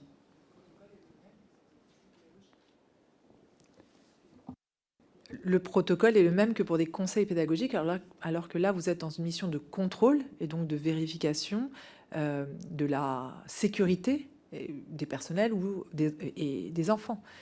Et le mandat devrait être différent. Il ne devrait pas dépendre entièrement d'un ministre qui ne peut pas décider si oui ou non il rend les conclusions d'un rapport de contrôle public, puisque c'est la communauté éducative entière qui est concernée et pas uniquement le ministre dans ses attributions politiques. Madame Alizadeh, vous posez votre question, on va s'arrêter là. Donc, Monsieur Janvier, si vous voulez compléter, sinon on passe à Monsieur Roumaniac. Monsieur Roumaniac, allez-y. Oui, c'est simplement pour dire qu'effectivement, ce qu'il faut bien comprendre, c'est qu'on est dans un système, l'éducation nationale, qui est un système très hiérarchisé, très organisé, de façon... On voit la masse, c'est difficile d'imaginer les choses autrement. Et en tout état de cause, les inspecteurs, aujourd'hui, sont dans ce système organisé, hiérarchisé. Les inspecteurs ont une parole totalement libre. Je n'ai jamais eu, quand j'ai rédigé un rapport, quel que soit le rapport et quel que soit le niveau de responsabilité que j'ai occupé dans le système, j'ai dit très honnêtement et très loyalement ce que j'observais, ce que je voyais, ce que je suggérais, et je l'ai fait remonter à mon supérieur hiérarchique, qui a pu être à une époque un inspecteur d'académie, qui a été plus tard un recteur, voire un recteur de région académique. Et à partir de là, la seule chose que je peux dire, c'est que j'ai exercé les responsabilités et les compétences qui étaient les miennes dans le système, et je fais confiance forcément à mon supérieur hiérarchique pour en faire de même et pour faire remonter l'information qui lui paraît pertinente, tout en sachant qu'avec le système de filtre qu'on a, forcément, à un moment, il y a peut-être une partie de l'information qui va être considérée comme non utile à l'instant T, etc. Peut-être, c'est à voir. Moi, je suis beaucoup plus choqué parce que vous évoquiez tout à l'heure le fait qu'effectivement, à un moment, on puisse interroger des gens qui n'ont pas à s'exprimer sur une question et qu'on néglige les organisations syndicales qui devraient s'exprimer sur des outils. Ça, c'est un dysfonctionnement du système. En revanche, ça n'obère pas du tout la liberté de parole des inspecteurs. Et à un moment donné, c'est cette loyauté qu'évoquait mon collègue donc Philippe Janvier, la loyauté que nous manifestons, nous ne la manifestons pas à l'égard de nos supérieurs hiérarchiques, mais à l'égard de la nation. C'est-à-dire qu'à un moment, notre responsabilité, c'est d'établir un constat, et le constat le plus objectif et le plus honnête possible, et de le faire remonter. Alors après, on peut imaginer un système autre, c'est le système anglais, où effectivement, le système anglais, on a un système qui est indépendant.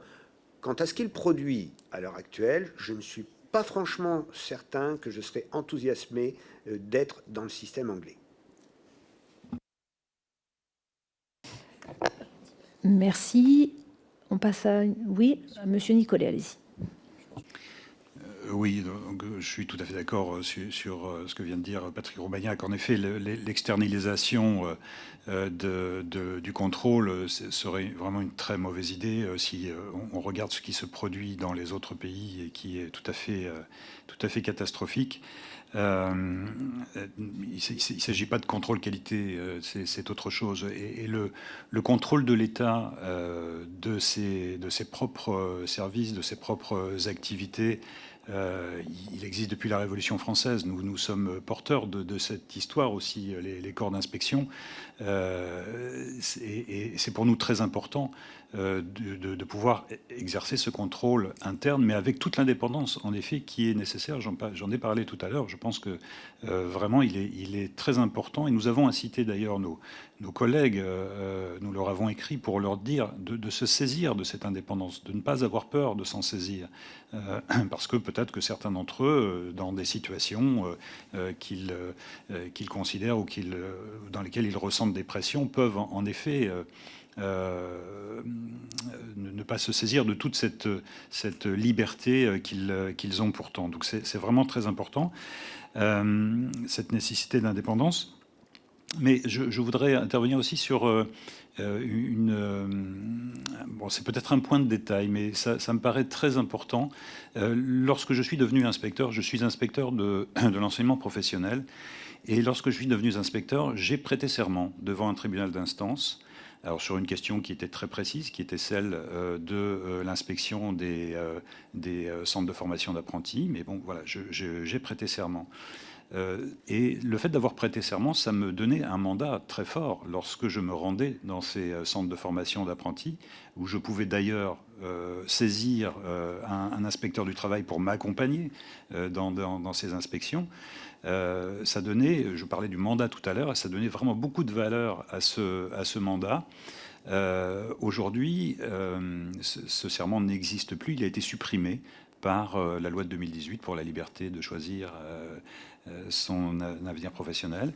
Et donc les corps d'inspection du second degré professionnel n'ont plus à prêter serment, puisque de toute façon le service d'inspection de l'apprentissage a été également supprimé par cette loi. Donc je pense que vraiment il y a une question très importante ici à traiter sur le mandat et les conditions dans lesquelles on peut l'exercer. Je pense que, en effet, être muni d'une carte bleu, blanc, rouge avec un serment, enfin être assermenté pour pouvoir exercer un contrôle, ça a une valeur qui me paraît très importante. Nous allons passer à la dernière question de Madame Herouin-Léautey. Allez-y. Merci Madame la Présidente, merci à toutes et tous de vous être prêtés à cet exercice et de nous avoir partagé votre regard. Je voudrais revenir sur deux éléments qui ont été évoqués. L'enseignement civique, qui n'est pas ou plus ou trop peu dispensé. Quelles recommandations pourriez-vous formuler? Moi, c'est un constat que je fais à chaque fois que je reçois des stagiaires collégiens ou lycéens qui eux-mêmes se désolent de constater qu'à l'âge qu'ils ont, et à s'apprêtant à rentrer à l'âge de la majorité, à avoir le droit de vote, ne sont pas fichus d'avoir un regard éclairé sur le fonctionnement de nos institutions, de notre pays, de notre démocratie. Et vous l'avez dit, c'est un enseignement qui peut contribuer à la libération de la parole. Comment en est-on arrivé là et comment peut-on y remédier? La deuxième chose, c'est que j'ai entendu qu'un programme phare, équivalent phare sur la question des violences pourrait être opportun, avoir du sens au premier degré. Comment envisagez-vous le rôle des collectivités dans ce partenariat indispensable? Merci à vous. Allez-y, Monsieur David. Oui, alors sur l'enseignement effectivement moral et civique, ça faisait partie des insuffisances constatées dans les établissements effectivement privés. Des manquements, c'est pas dans les établissements en général. On ne parlait pas des établissements publics. En tous les cas, il y a un programme qui doit être mis en œuvre, qui existe et qui est mis en œuvre dans la plupart, et nous en sommes garants. Alors, bon, peut-être qu'il y a des améliorations à faire, mais en tout cas, le programme existe. Dans les établissements, en tous les cas privés, il y a d'autres manquements, d'autres insuffisances pédagogiques qui sont constatées. C'est au niveau de l'enseignement scientifique, au niveau des activités artistiques, musicales, sportives, au niveau des valeurs de la République, de la laïcité et de l'EMC. Il y a aussi ce qu'on disait tout à l'heure, les mesures de l'absence des numéros d'alerte, effectivement, l'insuffisance d'informations concernant le harcèlement scolaire et d'autres, parfois les modalités d'accueil des élèves à besoins particuliers. Donc voilà, ça c'est les manquements les plus souvent constatés lors des contrôles des établissements privés. Donc ça c'était pour la première partie. Après sur le programme, vous interrogez sur le programme phare et les collectivités locales. Pardon. Entendu qu'un équivalent de programme phare pourrait être opportun. Je vois Monsieur Janvier qui opine du chef, donc probablement c'est par ici que ça s'est dit. Phare ou autre programme pour les violences. Comment on l'organise au sein de la communauté éducative pour que ce soit efficace, et dans ce nouveau programme à venir ou dans celui phare qui existe, quel est le rôle des collectivités, selon vous, notamment pour le premier degré? Alors, merci Madame Herouin-Léautey. Donc, pour conclure, Monsieur Kaufmann voulait prendre la parole. Allez-y, Monsieur Kaufmann. Merci. Pour répondre à votre question, enfin, l'équivalent de phare dans le privé, c'était le PPF, c'est le plan de prévention des publics fragiles. Donc c'était curieux qu'effectivement il n'y ait pas d'obligation d'appliquer le programme phare. Pour répondre surtout à la dernière partie de votre question, il y a deux choses. Sur l'éducation à la citoyenneté, à la CFDT, on a lu avec intérêt l'ouvrage de Sébastien Rocher, La citoyenneté inachevée, qui est très intéressante parce que c'est une enquête sociologique robuste sur des milliers de questionnaires.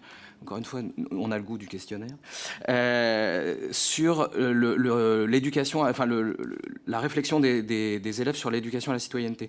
On a une éducation extrêmement théorique dans le système éducatif français, et du coup, elle n'est pas mise en pratique. Et ce qui fait que les élèves, malgré le fait qu'ils reçoivent un certain nombre d'heures d'enseignement, ont l'impression au fur et à mesure d'être assez loin d'une éducation citoyenne.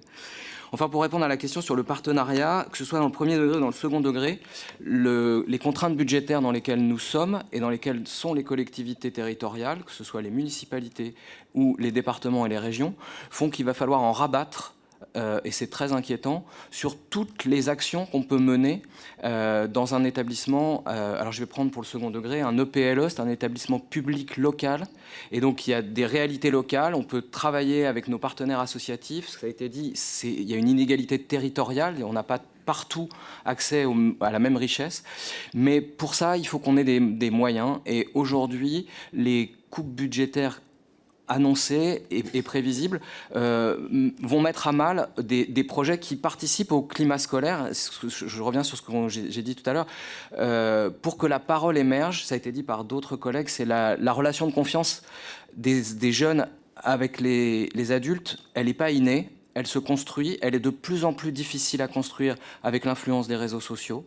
Et donc ça passe par des logiques partenariales. Et ça, malheureusement, on ne peut être que très inquiet sur les réductions de budget, à la fois sur les heures supplémentaires qu'on peut donner aux enseignants qui conduisent des projets avec des partenaires, et sur la réduction budgétaire que vont connaître les régions et les départements qui financeront moins le monde associatif. Merci. Merci, Monsieur Fontes.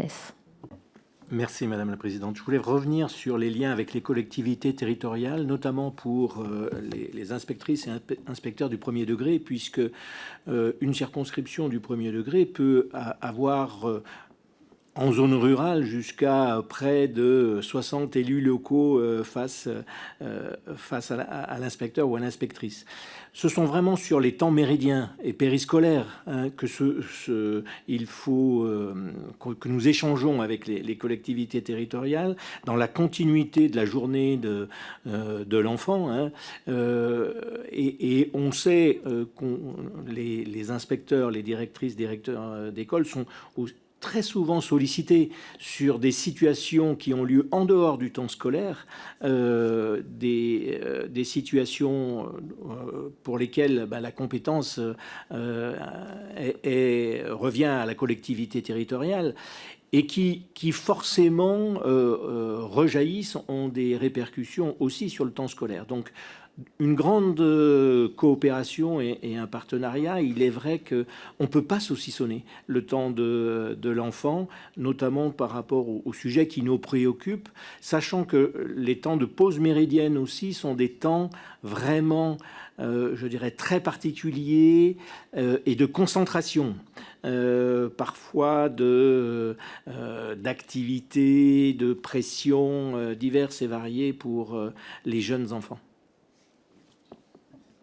Bien, je pense que nous pouvons nous arrêter. Je vous remercie d'être venu et puis d'avoir une parole quand même assez franche. Et nous avons hâte aussi de lire des réponses écrites. Merci beaucoup. Au revoir.